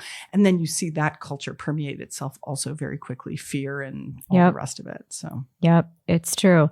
I've lived through both, and I've lived through transitions, being even in the same company, through both in little segments of the business. It's amazing the impact one incredible person can make. Absolutely. And vice versa. Yes, absolutely. All right. Sadly. Moving forward to question 6. What is the most adventurous thing you have ever done? Oh, I definitely think moving to Greece was a very, and it's pretty ballsy. Yeah. Yeah. Well, I don't know if it was ballsy, but it was scary and adventurous. And I mean, my daughter was born in Athens, and going back and forth between the cultures. She's a citizen of Greece and Canada. Canada. Wow. I actually have her citizenship card. I think she might have lost it, but she was 6 weeks old, and I was propping up her head at the Canadian consulate in Athens to get her Canadian passport. Aww. Yeah, she could have been anybody. She used that thing for so long. Like literally she could have been anybody. But yeah, I definitely think like things like quitting a job and not having one. I don't think I'm a particularly adventurous person as a human. So for me, it's the big risks that I've taken, like moving countries or quitting my job or starting a company or starting a new company or calling somebody or sending an email to somebody. As dumb as that sounds, writing a letter to somebody who I admire or something that moved me, putting myself out there to embarrass that where I could be publicly embarrassed are always the things that are, there's still me. There is somewhere a video of me singing when I was 18 years old at Camp Winnebago. And I was singing something from Jesus Christ Superstar because at that time. Great musical. Yeah, amazing musical. But I think I wanted to perform, and I thought, if I want to do performance, I should be okay with doing this. And literally, I have the worst singing voice known to humankind. And I don't think anybody but the first 2 rows could hear me because I was like so terrified and just whispering. So, it's getting out of the things that make you feel safe and make you feel comfortable. To me, in my mind, that's adventure. I don't know if I've ever done anything quote unquote adventurous, you know. But the things you described are all equally adventurous. As a world, as a society, especially in North America, we need to be more self-expressed and more self-expressed face to face and in some of the ways that you articulated. I mean, I've sent DMs to Michelle Obama to invite her on the podcast. Right. Whether she's going to reply, who knows? But the worst thing that happens is she doesn't, or she happens to say no. Yeah, I mean, very often the worst case for all of these risks that we take are really not too bad. Obviously, ones where there's finances involved, that's a whole other kettle of fish. Curious, when you made the move to Greece, what did your family think? What did my family think? You know, my family is a very odd family. So, you know, I have something on Medium that I wrote about, you know, we're a cart that pulls in every direction, right? Like we're an incredibly, you know, my older brother lived in Southeast Asia. Actually, he moved to Southeast Asia way before I moved to Greece. Oh, wow. Yeah. So he was living in Cambodia in 1990 something. So he broke those boundaries already. He way broke those boundaries. He was in Angkor Wat with the UN with tanks, right? Wow. Like, you know, so before that, and lived in Laos and in Thailand, and still goes back and forth. His wife's Khmer. So, and my sister also married somebody who was Greek. I met Vasily through my sister's program in environmental studies. So I think my sister had already lived in Greece before I moved in Greece. So I think for my family, it was like, whatever, someone else is going somewhere and doing something old crazy. News by that point. Yeah. They probably thought I was a follower. Yeah, I was going to say another Greek guy who moved to Greece. Yeah, another Greek guy and all of that. So I don't think it was particularly. I think for my mom, it was just, doesn't anybody want to live here and stay? Aww. Yeah. So I think it was just hard having her kids. I think she was very proud of the fact that her kids lived across the world. Right. But I think it was very hard. And you got to know back then, like it was hard. I mean, like to connect to the internet, I had a phone cord that went to the other, like in Greece, we all had apartments on the same floor, like you were given an apartment. So like Vasily's in my apartment, his sister's apartment, and then his parents' apartment. And only one of the phone lines had a clear enough phone line that you could connect to the internet and gopher, like back in the day, and get email. And so I had this huge cord that went, and you'd have to try like 20 times for it to connect, for it to actually download the email. It was a totally different world back then. Oh, absolutely. You're very isolated when you were there. It wasn't like here. Yeah. And it's not like how it is now where so much you easier have, now. So much easier. in your pocket. Oh, yeah. So much easier. Oh, my goodness. Okay. We are at question 7, which is, what do you attribute your success to? Oh, it sounds challenging, but I definitely think that notion that I had with my dad, I hate to say it, but it's that, you know, you're not going to get the better of me-ness of things. I think you need to find something that's going to be a driver for you. And that was always a driver for me. And it made me want to create success, whatever that success meant. And I think for a while it was probably a success on his terms. So, you know, my dad was a doctor. So, you know, what would success mean if you were a Jewish doctor who cares mostly about your firstborn son? Doctor, lawyer, engineer, accountant. Yep. And I wasn't going to be any of those things. So for me, it was about getting success in terms that mattered to my father, being able to pay for myself, being able to, you know, have nice things, being, you know, and that sort of thing. But I think over time, that success evolved, as we already talked about. But I definitely think proving him wrong was a very important part at the start. And now I think it's just that discipline of determination. Maybe that was the other thing that I really related to when Lady Gaga was saying that. It was just like that grit and determination of not giving up until you do something really well. When I worked at the video store, maybe it's competition. I always wanted to be like, I used to do it in my head. I was a swimmer. How many videos can I get through in the fastest period of time? How clean can I get this toilet? I'm going to be the best toilet cleaner. You know, like I was always that person who was always trying to do whatever I did the best. Yeah. I don't know why that is. I don't know if I was born that way. I would not suggest everybody in my family is exactly like that. They have different motivations in, nature, nurture. I'm not sure. But, being the youngest, you're always trying to I can play, I can do it. Mm-hmm. What about me, guys? Mm-hmm. So I think that when you're always trying to participate with people who are older than you or getting more attention than you or all the rest of it, you find your way to, take care of yourself. And I was very independent, very young. My parents got divorced and I sort of really had to take care of myself when I was 14. That probably more than anything else, it was okay, I'm here, I'm taking care of myself and I need to make sure that, I do things better and that it will be fine. Right. Yeah, no, that resonates a lot with me, actually. The way I've tried to articulate in words is that I'm inspired by mastery. Mm-hmm. And so same kind of idea is whatever I do, I want to do it the best. And then I want to move on to the next challenge. Right.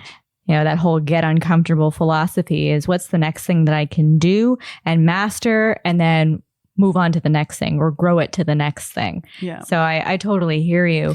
Yeah. And I do think that I do think when you're, I've always related to people who ended up being on their own and, sort of had to struggle through that process. I think that that's something that you don't see as much anymore in general. But I do think that, when you are on your own and when you have to fend for yourself, I think it just creates a certain drive to make sure that your path is set and that you can take care of yourself. Mm-hmm. And so that just then creates this drive and then that gets wrapped up in your self-esteem and then it just sort of rolls the ball down the hill. Mm-hmm. And I think, you need to redefine that success for you need to redefine the reason you're doing it at some point because the reasons I did it in my 20s and my 30s are totally different than in my 40s and are absolutely different than, I just turned 50 last year and am the oldest person in my company, which terrifies me. I really am. But I think that you redefine for yourself the reasons that you're doing it and how you create that success and how you create that drive. I think it's very different than, maybe in the earlier years for sure. Makes sense. Did you ever end up telling your dad about that mentality of, hey, I set out to do all these things kind of to prove you wrong? And even ask, hey, did this actually play out for you in the way in which it motivated me? Not in those terms. I think when it came to my dad, I didn't trust him. So I think at some point, he was one of those people where I was always trying for so many years and trying to get his approval. And I think when I really sort of came into my own was when I decided I'm not going to try anymore. I actually don't give a shit. Now, is it true that I didn't give a shit? Probably not.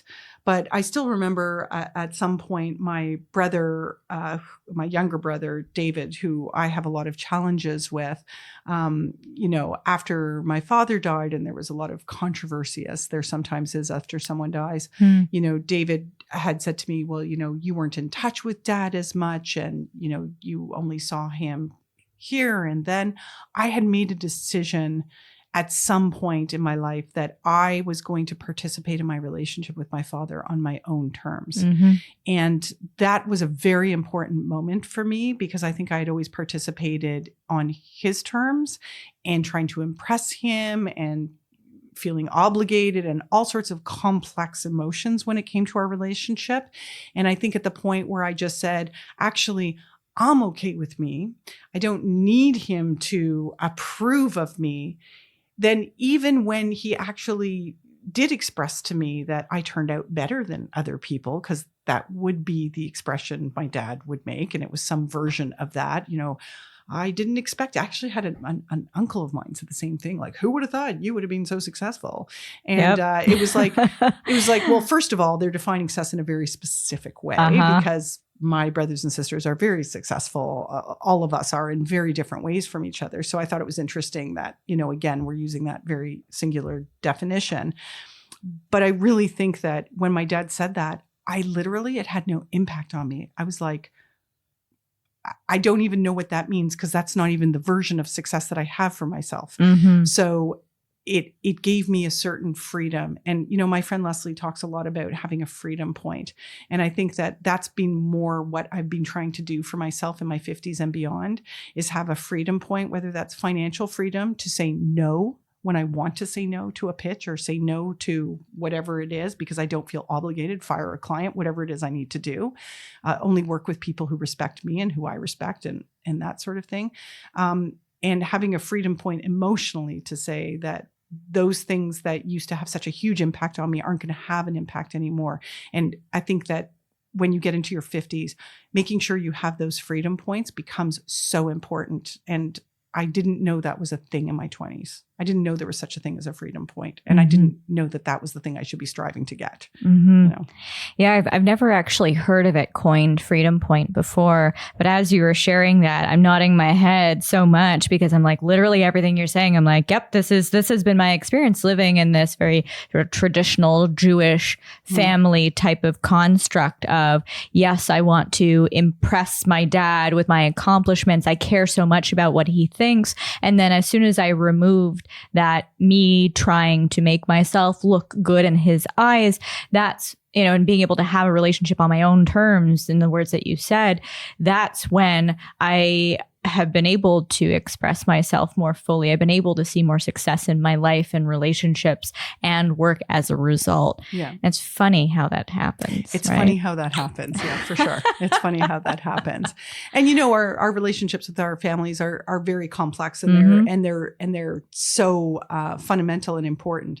And it's funny because in business that's not really something you talk about at all. It's not something that, it's sort of like you end up with this sort of different lives, and you have to create a public persona to some extent, which, I think social media and hopefully over time the barriers for that will break down. I agree. And that's where we've had previous interesting conversations with quote unquote social media influencers about that fabrication of your life versus what's real. And it's an interesting segue, because it seems like a big motto for Gravity is everything is personal. Can you tell us a little bit more about what that means? First of all, everybody says I take everything personally, which is 100% true. 100% true.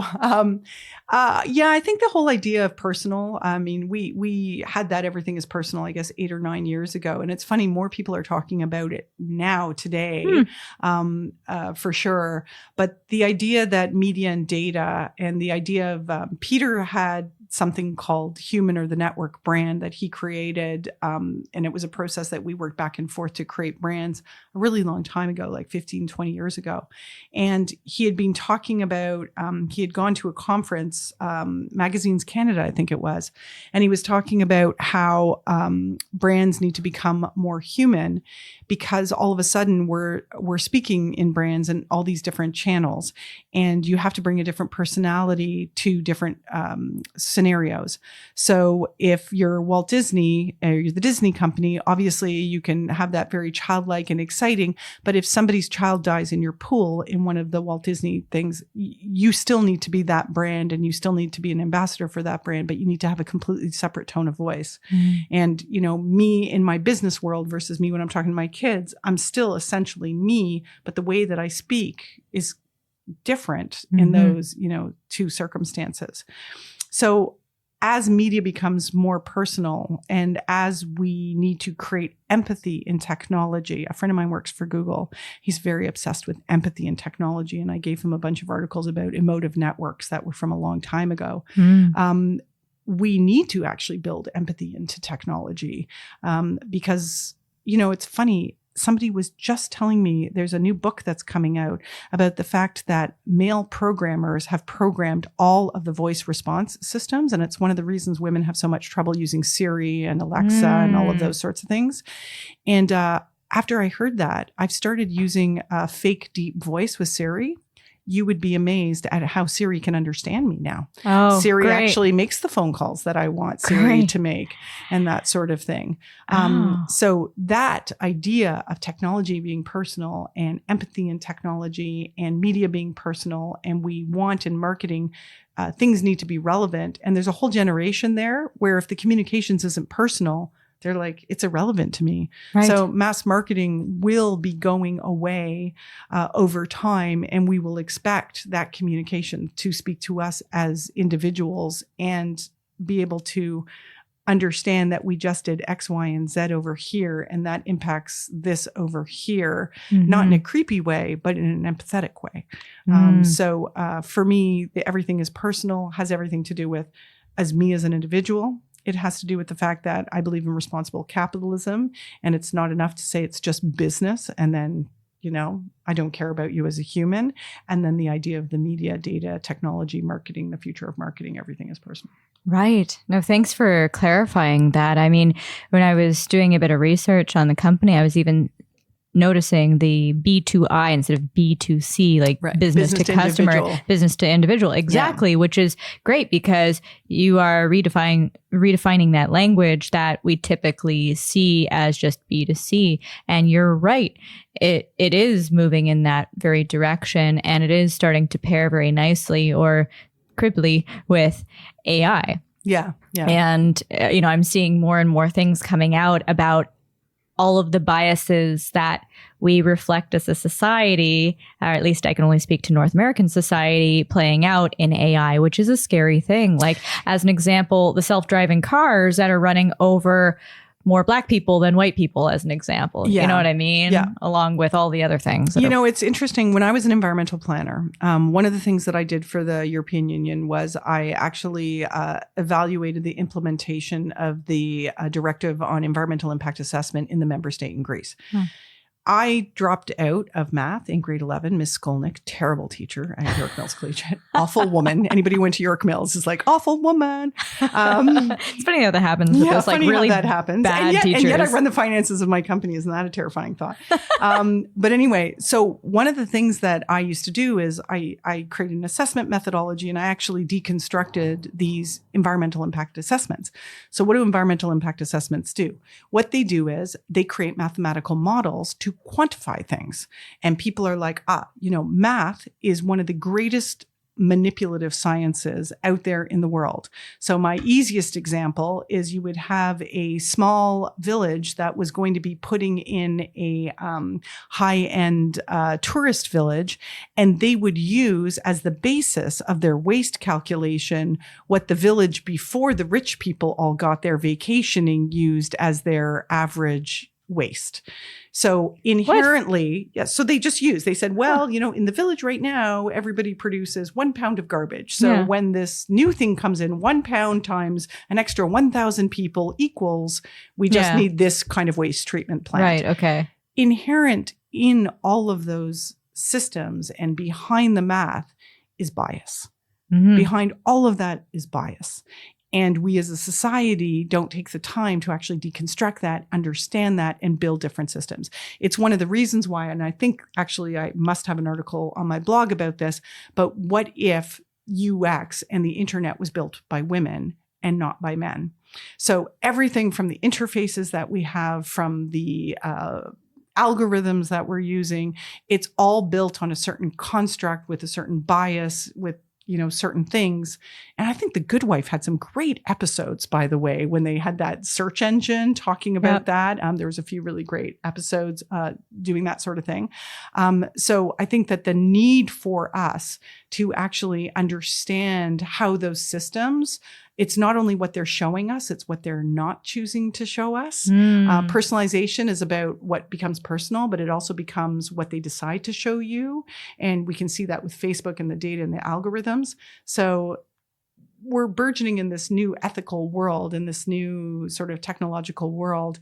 And I think that the technology is moving faster than the people who are, able to legislate, regulate, and figure out the things that are happening that we need to protect ourselves against. Yeah, it's like equal parts exciting and terrifying at the same time. Yeah. It's funny because a lot of people are talking about the fear of media now. I have a blog post from 10 years ago, I think, where I said, I'm worried about newspapers going away. And it was all about, in the UK, people being able to use algorithms to actually create fake news, which we know now is a big thing, but it's always been there to see. We have chosen to ignore it for a variety of our own personal reasons. And it's funny, my friend David Bastido, and he's very into data. We were talking about, from an election perspective, we wanted to create a real Twitter that was an Ontario Polly or a Canada Polly, where people had to verify with ID that they were actually the Twitter account that they were, to actually have a completely separate universe that would have a verified Twitter conversation. Because we didn't want to stop the conversations. We just wanted them to be honest and true. We didn't want the Russian bots. And we were talking about that 5 and 6 years ago. We just never got around to doing it. It seems like this is a common theme through a conversation. It seems like you're always ahead of the curve. Oh, I don't know about that. I think, as I said to you, I don't know. It's come up like 4 or 5 times already, it seems like, which is pretty cool. Well, you know what? I think the thing is, though, that there's so many people, like, I'm getting that information from other people who are ahead of the curve, like, in truth. And so it's about taking those pieces of information and all of those patterns and then seeing. And, you know, it's interesting because your father is one of those people who's always been ahead of the curve and had seen things.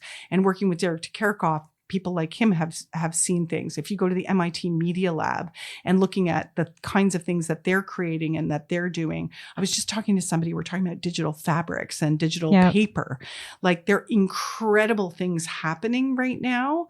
I'm very interested in virtual reality because I'm very interested in the creative arts, and I'm wondering what's going to happen in virtual reality. Yeah. And I feel like marketing's boring. We all know what everybody's trying to do there. You know, we're all trying to get as much data as humanly possible to sell people more crap. So my question is, where are the real innovations going to come? Where are the things where experiences, or how somebody's going to experience product or service experience, is going to be completely different. So I don't know if I'll ever be daring enough at the age of 50 to actually start a company like that, because the other companies I'm doing aren't quite like that. But I'm interested to watch and see where it's going for sure. And it seems like that's the next wave of stuff, the next patterns that are emerging. Oh, absolutely. I think wearable technologies and I think that I bought off Kickstarter. We haven't actually set it up, but it's a huge glass prism of a 3D model, and it's without glasses. So it's actually, it looks like when you see the demonstrations online, it looks like, you know, that game, the characters in Star Wars that were on the game in the Millennium Falcon. Oh, right. It looks like that, but they're in a glass box. So they haven't quite made it so that there's no glass box, but it looks exactly like that. I'm like, what could we do with that? And how could we use, you know, so I'm like, oh, could we do something like that for marketing? Like, what could we do with it? So we're going to get around to it. We just haven't been able to do anything with it. But that kind of stuff, really, it's exciting and fun to think about creative things that you can do with technology that have never been done before. Absolutely. No, that stuff is really, really exciting. Even some of the wearables that help make certain things easier and better, like the headbands for meditation, you know, those types of things. Nike just launched a pair of running shoes that tie themselves. My God. Oh yeah, I saw that. I'm like, why am I teaching my son to tie his shoes? What an irrelevant skill set. Right? That I've like spent a bunch of time making sure he knows how to do. Completely irrelevant skill set. It's true. Well, it's even like the self-parking cars. I mean, you know, parallel parking, the bane of most people's existence for many years. Don't even need it. Why are we learning that? Not even a problem. Oh my gosh. It's a whole thing. Okie dokie. Let's move to question 8, which is, what item or items could you never live without? Oh, you know what? I do tend to take my books with me everywhere. Now, obviously, I can live without them, but in my place in Toronto and my place up north, our library. I love my library. My library is my life. My life is my library. My books. I love physical books. I have a couple of poetry books that have come with me forever. My eldest brother gave me a book of Arthur Rimbaud's poetry when I was 14 years old, and it kind of like changed my life. I know that sounds really, I don't know what that sounds, but and I always said if there was a fire and you had to grab something, that book, because it came with me all the different places that I moved and I lived, and I felt very lonely. And that book was, I loved his writing. So yeah, that's other than the human people in my life, I would be remiss, and everybody in my family would say I was a liar if I didn't say my phone, because I sleep with it. I'm on it all the time. I try not to use it during dinner, but I mean, the truth is it's, we always talk about, digital technology as biology, and it's part of my arm. There's no question I am obsessed with my mobile device. Marshall McLuhan, very Marshall McLuhan. Super Marshall McLuhan. I believe that technology has become biology was the project that I worked with your dad and Derek on. Like, that was early days, just talking about what would that mean when technology becomes biology. But I mean, it's true. I use it for everything. It's my memory. It's my entertainment. It's my connection. It's my communication. I think it's like pretty incredible that this thing exists and can carry around. I'm missing my old 386 laptop. Somebody said to me that they could fix it because it had just broken, and they took it and then they haven't brought it back. And I can't remember, because it's not me, it's menopause. Because I can't remember who the hell I gave it to. But if I think about it, I know up until 6 months ago, and it's a brick and it weighs 400 pounds. And I just think about that. I had that computer when I was 19 years old, and I was one of the rare people who would have had a laptop. And it was mostly because my brother did the original computer programming for telepersonals. He was a programmer back in the day. And to just see how quickly in that progression, when I go through all those old documentations about internet and email, and then to see what we can do now with those devices. And literally at the beginning of my career, I was explaining to people what the internet was. And I had a guy who was at McLaren's retail group who said to me, it's a fad. It's a fad. This was 1998. Wow. Right? It's a fad, Oh, my goodness. just to see that progression. Yeah, no, I probably couldn't live without my device, and without my phone. Wasn't even that long ago. Curious, do you have any policies in your household about devices or at the dinner table or things like that? We try. We try. Yes, we do a traditional eating together. My husband's retired. He's an incredible cook. We eat dinner every night together when we're at the table, and we don't have devices at the table, period, full stop, end of story.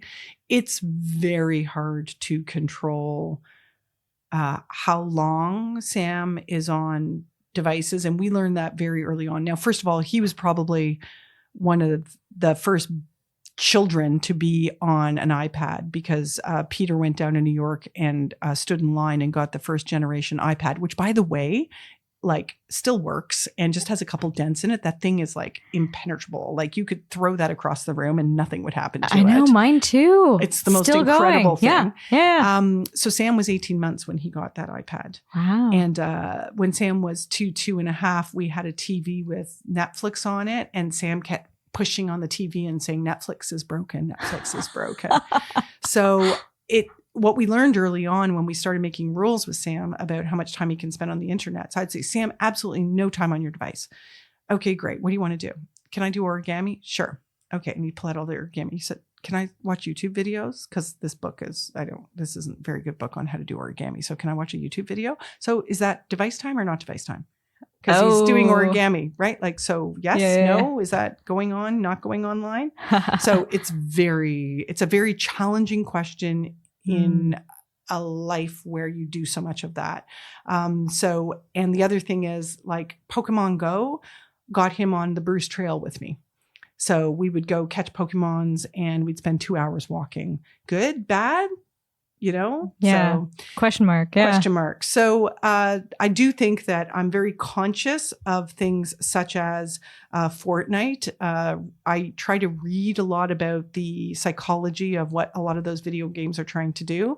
So Sam is only allowed to play it on certain days, and on the other days he's not even allowed to watch videos on it. Well, why can't I watch a video? I'm not playing it because it's about obsession, Sam. So what we're trying to do is get in the way of the obsession of Fortnite. Mhm. And we're trying to interrupt it so that you don't get into the situation. So if he wants to buy something on Fortnite because he earns his own money through his allowance doing things, we make him wait 24 hours to make that decision. And very often he'll either decide not to buy it or he'll buy a lesser version of it. So it's just about understanding the psychology of what technology does and how it works and trying to make sure that you're putting guardrails against it. But we're definitely not a no technology family, partially because I'm lazy, partially because I work a lot, and then partially because I think that if you don't understand and learn how the guardrails work, they're going to be on it anyway, and then they won't know how to behave. Yeah, that is a really strong lesson, especially for all of the parents, because there are many parents who just opt out. They just shrug their shoulders and they say, well, I don't know what to do. So we'll either do no or yes. Yeah. And what you just described is a really great opening of the gray area. Yeah. And some great examples of a little bit of homework that parents should be taking to better understand, especially if they know the types of interests that their kids have. And hopefully that's something that most parents do. Yeah, for sure. Mhm. It's hard. It's always a conversation. You always see that conversation online. But for me, getting out in nature, however they get out in nature, is like the most important thing, and the rest take care of itself to some extent. Exactly. And if technology can help facilitate that, awesome. then Swim, drink, why fish, not? just in case anybody wants to check them out. Swim guide, Great Lakes guide. That's awesome. Yeah, I'm working on a presentation for them tomorrow, so it's like in my brain. Top of mind. All right. Question 9. Is there anything you'd like to promote? You know what? I actually have 2 projects that I'm working on the side. I don't know if either of them are ready to promote, but one of them is called Sarah. It's the Simple Automated Reception app. So we've been working on small business apps. And so this is for small companies that are looking to actually have an automated receptionist because they don't have enough money to have a receptionist. And what we've done with our company, our sister company to Gravity, Usable Technologies, is we've built to the 10% of what people use. We've gotten rid of most of the features and functionality and done the very basics so that we can undercut people, add all this crap nobody needs and then charge a lot more money. Right. So that's one project, one side hustle, as I like to call it. And my other side hustle, believe it or not, I have avoided my entire career doing anything that is woman related. So the startups that were getting funded in 2003, 2004 were, social shopping startups or baby companies or, like you're a woman. So what's your woman product? Yep. So ironically, in my 50s, I'm actually doing my first woman-focused brand. I'm actually doing a lifestyle brand that is specifically targeted at menopause. Cool. The most under-discussed issue, period, full stop, end of story. And I was just saying to someone was one of my junior staff, because we were just working on the brand now and we're looking at the products, and I can talk about them at another point in time. And one of my younger staff said, can I ask a dumb question? Like, why does nobody talk about menopause? And I said, well, I don't think it's a dumb question. I said, first of all, vaginas are a subject that nobody talks about. So ovarian cancer wasn't talked about. Women's periods weren't talked about. Masturbation for women wasn't talked about. Only just starting to now. Waist down, don't talk about it. Yeah. Breast cancer is cute because it's boobs, right? Yeah, it's boobs, right? And you can have the booby ball and all the wonderful booby things. But, course. Waist down, nobody wants to talk about it. I think the other thing is that you're just starting to see Generation X are the first women who are actually on social media and online who are going through menopause. Mm-hmm. So we are the first generation who are going through menopause. We're probably the first generation who are going to die on the internet. So like we're the first generation who most of us are in social media and online and actually grew up understanding it to some extent, who are going to be experiencing all of these things. So I think that for that reason, all of a sudden you're seeing people wanting to talk about stuff, wanting to have a conversation about stuff that was exceptionally taboo in the past. And, it's a very different thing. And I think the other thing is we're going to live for another 30 years.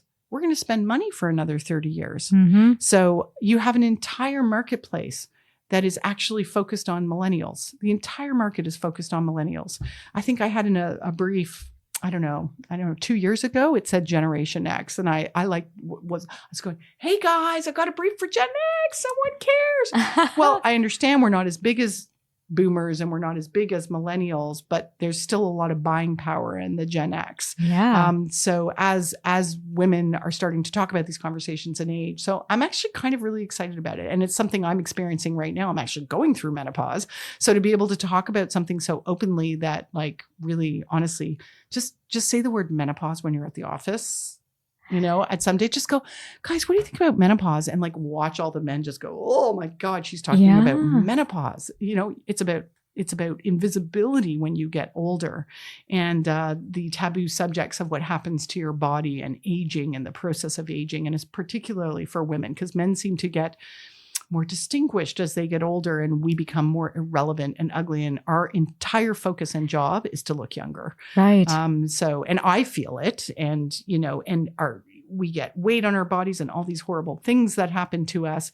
So how do you actually, evolve to actually age well? So the company's called Peak Well, and we're hoping to launch it in the next 3 months.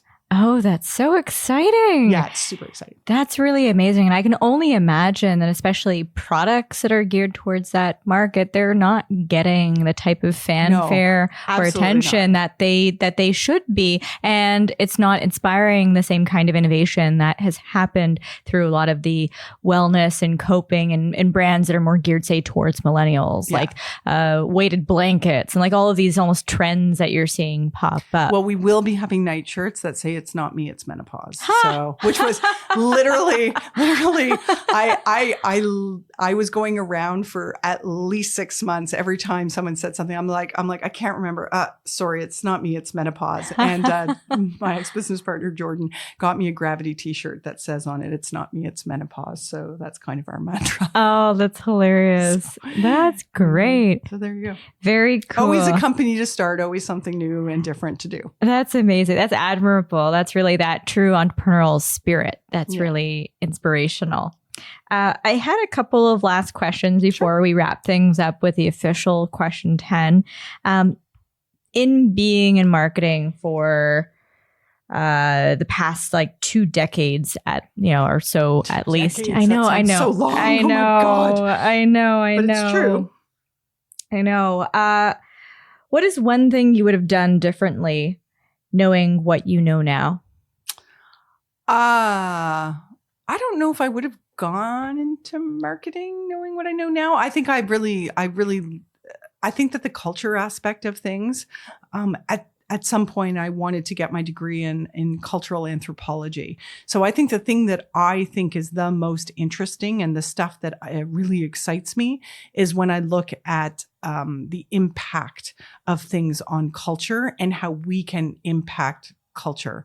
So one of my favorite stories was listening to a podcast about like social change and culture. And it's one of the things I actually do love about marketing and advertising is that we can actually have an impact on culture and have an impact on society in a way that, and there's a responsibility, frankly, with that. So as an example, there's a director that I didn't want to hire, even though a bunch of people liked stuff on his reel, because he had this old ad on his reel that was like one of the most sexist things I'd ever seen. Now, it was 15, 20 years ago, and some people were making the argument to me, but it was 15, 20 years ago. And I said, yes. And if I had Googled him and found it on some old YouTube channel, that would be fine. It's on his reel. Yeah. He's chosen to keep that on his reel. Fair point. So I am not interested in working with someone who doesn't understand that that is no longer appropriate. And that as a woman CEO, I'm looking at that going, why is that person proud of that work now? That's just a thing that happened in the past that he should put away. So I was listening, to get back to what I was saying, I was listening to this podcast and she was talking about LGBTQ. And she was saying that the thing that's the most interesting for her is that with all of the policy changes and the marches and the this and the that, the thing that actually has made the greatest impact in the UK, it was in London, in LGBTQ, was the fact that Doctor Who had a gay or bisexual pirate who little boys loved. He was cool. He was just bar none, kind of a cool pirate. I only watched the show a couple times, but I kind of get it. He was like the Luke Perry of Doctor Who pirates. It was just kind of too soon. Really, maybe too soon. Yeah. I'm still processing Luke Perry stuff. I know. But like that kind of like cool bad boy, but like all that sort of stuff. And she said at Halloween there were all these little boys just dressed up as him, and it wasn't a conversation about gay rights and is gay okay or not okay. It was just about little boys thinking the character was cool and normalizing, as it should be, LGBTQ. Yeah. Yes. That's when something permeates culture. So I love the fact that in marketing, we can do that. The unfortunate part is in Canada, our ability to do that is few and far between. And so I might have done something where I could have had a greater impact in that. And I think that that's one of the things that I look forward to maybe participating more in into the future, which is just social change and actually moving things in the direction that I would like to see the world move in, rightly or wrongly. Right. And seeing that sort of change. Yeah. For sure. And I guess that's probably a theme for me. Yeah, it's true that visibility, that representation, it normalizes whatever we're hoping to normalize, which makes sense because it's just a reflection of life and a reflection of our society. Steve Jobs once said that the Apple brand stood for people with passion can change the world. And I, at some point, had said that I really wanted like the purpose of Gravity to be brands with passion can change the world. So I do think that there's so many opportunities for brands to actually play in that. And so I shouldn't say I wish I didn't go into marketing. I wish that there were more opportunities in Canada to do things that would have significant impact that weren't just about capitalism in of itself and selling more stuff, but actually having an impact. And it was interesting talking to Nyla, who I am going to connect you with because she would make a great podcast person. Please do. But I think that she was talking about as we get older, in more and more, it's about what is the impact that we're having. Right. And I do think that that's true. I think that it's less about what we're accumulating. It's less about what we're accomplishing. And I think it becomes more about what is the impact we're having and in a positive and enabling way. And I think that, that's something that we all want to strive for, particularly when you get to a certain place in your career where you actually can maybe enable and have that kind of impact. Whereas, before you were just struggling to, get through the next day. Yeah, exactly. And that makes a lot of sense. What have been some of your favorite or most influential brand partnerships that you've had up to now? Definitely General Motors and Jeannie Simmons was an incredible partnership. As I mentioned to you, like Jeannie taught me so many things about being a woman in business. And she also told me how to handle my emotions in meetings and things like that. I learned a lot from Jeannie. I once saw her being completely disrespected in a meeting, and I saw her drink the slowest gulp of water I've ever seen, put the water down and go, "Please excuse me, I'm just going to leave the room for a minute," leave the room for 5 minutes and then come back. And I've never seen an impact like that in my life. It was just such a classy way to handle an incredibly inappropriate and uncomfortable situation. It was a very impactful thing early in my career. Did the people who offended, did they get it? Oh, I think everybody in the room. Oh, good. It. Okay. Oh, yeah. No. Good. Now, whether or not they were like truly impacted to change or whatever. Yeah, but question mark. No, but, for sure. It was very impactful. Ooh. I think definitely, I worked with a gentleman called John Monroe, who was the CMO of Rogers Cable. I worked with him to rebrand Rogers Video with a lot of other people and an ex-business partner of mine, Leslie Boscheretto, who's also a very close friend. And then we worked with John for 3 years at Rogers, working to completely revamp the way that their marketing department actually worked. Right next to him, we were co-marketing directors, but we were consultants. And John was a streetwise, get crap done marketer that taught me so much about leadership and how to challenge the status quo and what it meant to have a true partnership, and gave me so many opportunities that I otherwise wouldn't have had.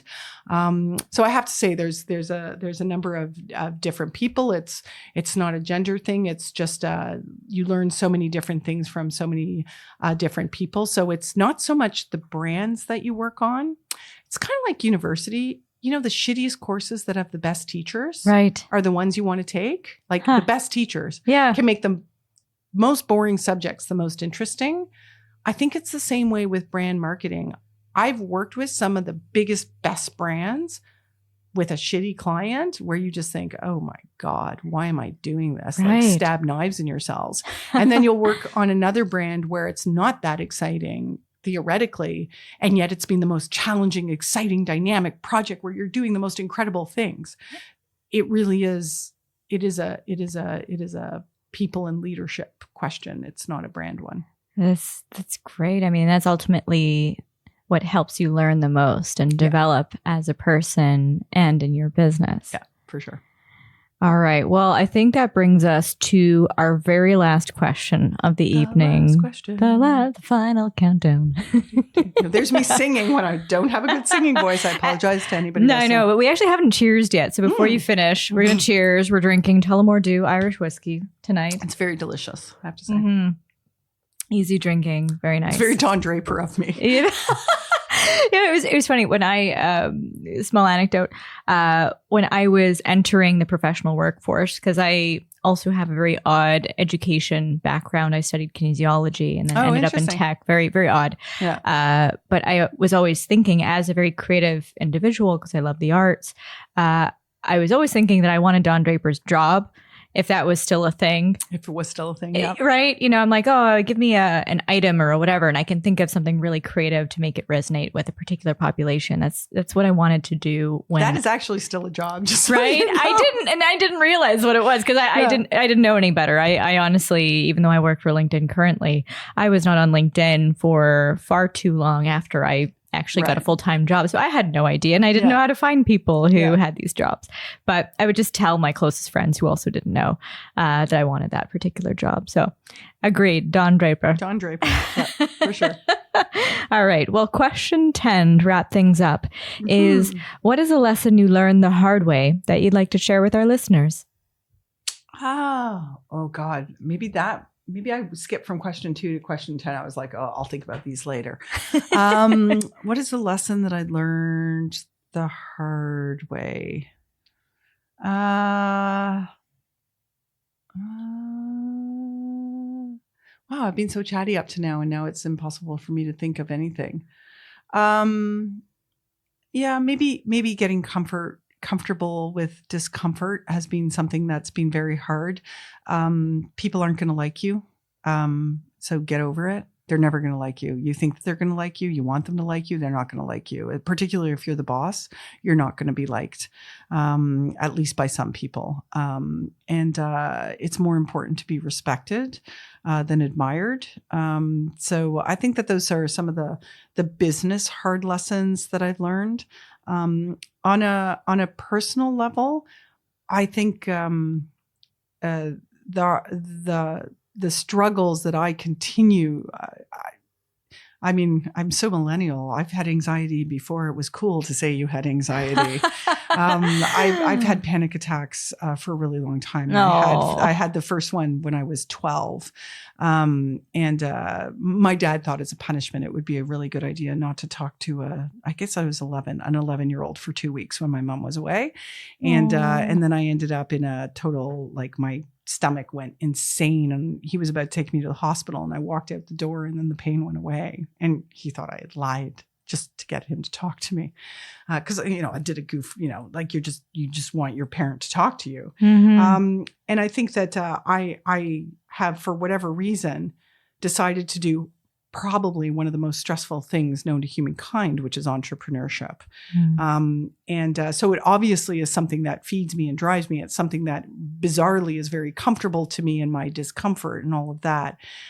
So I think that one of the hard lessons to learn is how to manage it so that I don't end up in a mental health situation, so that I manage my anxiety, I manage my stress, I manage my emotional world in a way that doesn't negatively impact other people.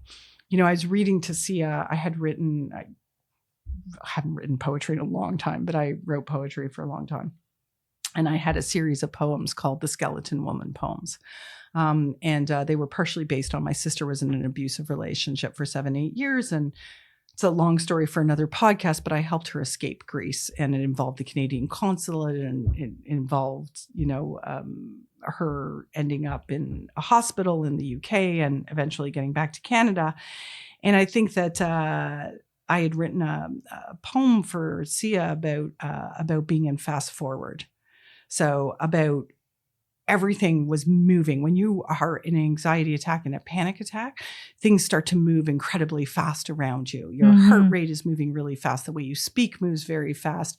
You start to project out in a very sort of panicked way. And I had written this poem called Fast Forward and talking about the need to slow down.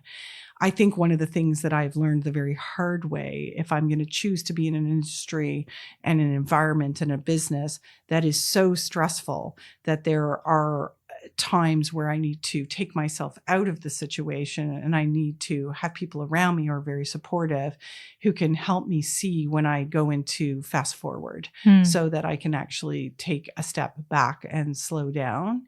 And it helps me the weird thing is that ability to be in fast forward is so fundamental to my success. And yet, if I'm in that state for too long, it becomes a complete detriment to my business and to the people around me. So it's the hardest lesson for me is finding the ability. Maybe that's the balance that's the only time I try to find balance is when I'm in that zone for too long, that it starts to negatively impact the world around me and needing to slow down. So I don't know. There you go. A hard lesson to learn. No, I mean, I was literally just picturing like you on a tightrope as you were describing that. It's like, this is this engine, this magic that allows me to do the amazing things that I do. But if that goes out of control or if it continues on for too long, then that's what hurts me. Yeah. It's dangerous. Yeah, I think for anybody who does anything, and maybe that's why I admire people who are in the creative arts so much, is I believe anyway that they're in the position of fast forward a lot more than I am, because I think that creativity comes often out of that place and out that space. You're making yourself very vulnerable. You're looking at things in a completely different way. You're challenging yourself. You're challenging your own perceptions. You're looking very inward. You're gathering up all of these pieces of information, a lot of which maybe are uncomfortable, and that's why you're gathering them. And I think that takes you in a place where, again, that fast forward place where it has a life of its own and it has a momentum of its own. And that's an incredible thing. But that momentum can sometimes start spinning around and go so fast that you can lose control of that. So it's just knowing when that starts to happen and whether it's not a good thing and whether you get too tired or whether you need a weekend off or whether you need your brain to have that rest. And I'm sure for you that's the Netflix thing. I love celebrity culture and I love really dumb TV shows and stuff. And I always say that that's my brain checking out and actually not having to think and not having to be in that place. And so it's finding how you manage the amazing things that are an outcome from it, but the things that you need to stop it so that it doesn't take over. It's so true. I call it brain popcorn, but for me, it's, working from home. I'm still productive. I'm still working. I'm still online, but just removing myself from sometimes that overstimulus of being in an open concept workplace and constantly always having to make decisions and having conversations with 100 people. For me, that's my way of mediating that, as well as having wonderful people in my life, like my partner, saying, okay, now it's time to close the laptop, or this is what we're going to be doing tonight, or hey, don't worry about dinner. I've got it, because I couldn't care less because my brain's a pile of mush by the end of the day. Honestly, because we live so close to the Bruce Trail, is so fundamental to my mental health and to things that are connecting me and that are important and help me to do that, slow down and all the rest of it. And I see that in my daughter, like exercise for her and being very physical, because so much of what we do is not physical, right? We're sitting down. It's intellectual. We're on the computers. We're on the devices. So it's not about disconnecting from the device. Because, by the way, I take photos when I'm on the Bruce Trail, or sometimes I listen to music, or I'm on a podcast. So all the rest of it. But it really is about just like working with your hands. I've gotten very obsessed with working with my hands lately. In particular, got very obsessed with doing paper mache. So somebody at the New Yorker at some point, I've done these Trump coasters in paper mache. So somebody at the New Yorker at some point is going to get a paper mache, because, like if you subscribe to the New Yorker, like they come every week and I don't have time to read all the articles. So I go through my New Yorkers and I literally rip out the stuff that I'm going to read. And then I actually have saved all this other stuff that I'm going to be creating, like some paper mache art. So that's hilarious. Just doing things like that to just like, to express a different part of myself or to use different muscles is always an amazing thing. That's so cool. Well, I look forward to seeing some examples of this cool paper mache. Yes, I would love to. Yeah. Leigh, thank you so much for being a part of the podcast. It's been so wonderful to get to know you more. Okay, thank you. And thank you for my whiskey. I totally recommend anybody to come here and have some amazing, I've never seen such a whiskey bar in my life. It's absolutely. Awesome. When you're in my house, you are privy to the whiskey collection. Awesome. Thank you so much. Thanks for listening, everyone. Find us on Facebook at Legit Lady Podcast. That's LEGITLADY Podcast. And on Instagram at Legit Lady Podcast. On Twitter at Legit Lady Pod. That's Legit Lady POD. And please rate and comment on iTunes and anywhere else you get your podcasts. If you love what you hear, share it broadly and proudly. Thanks, everyone.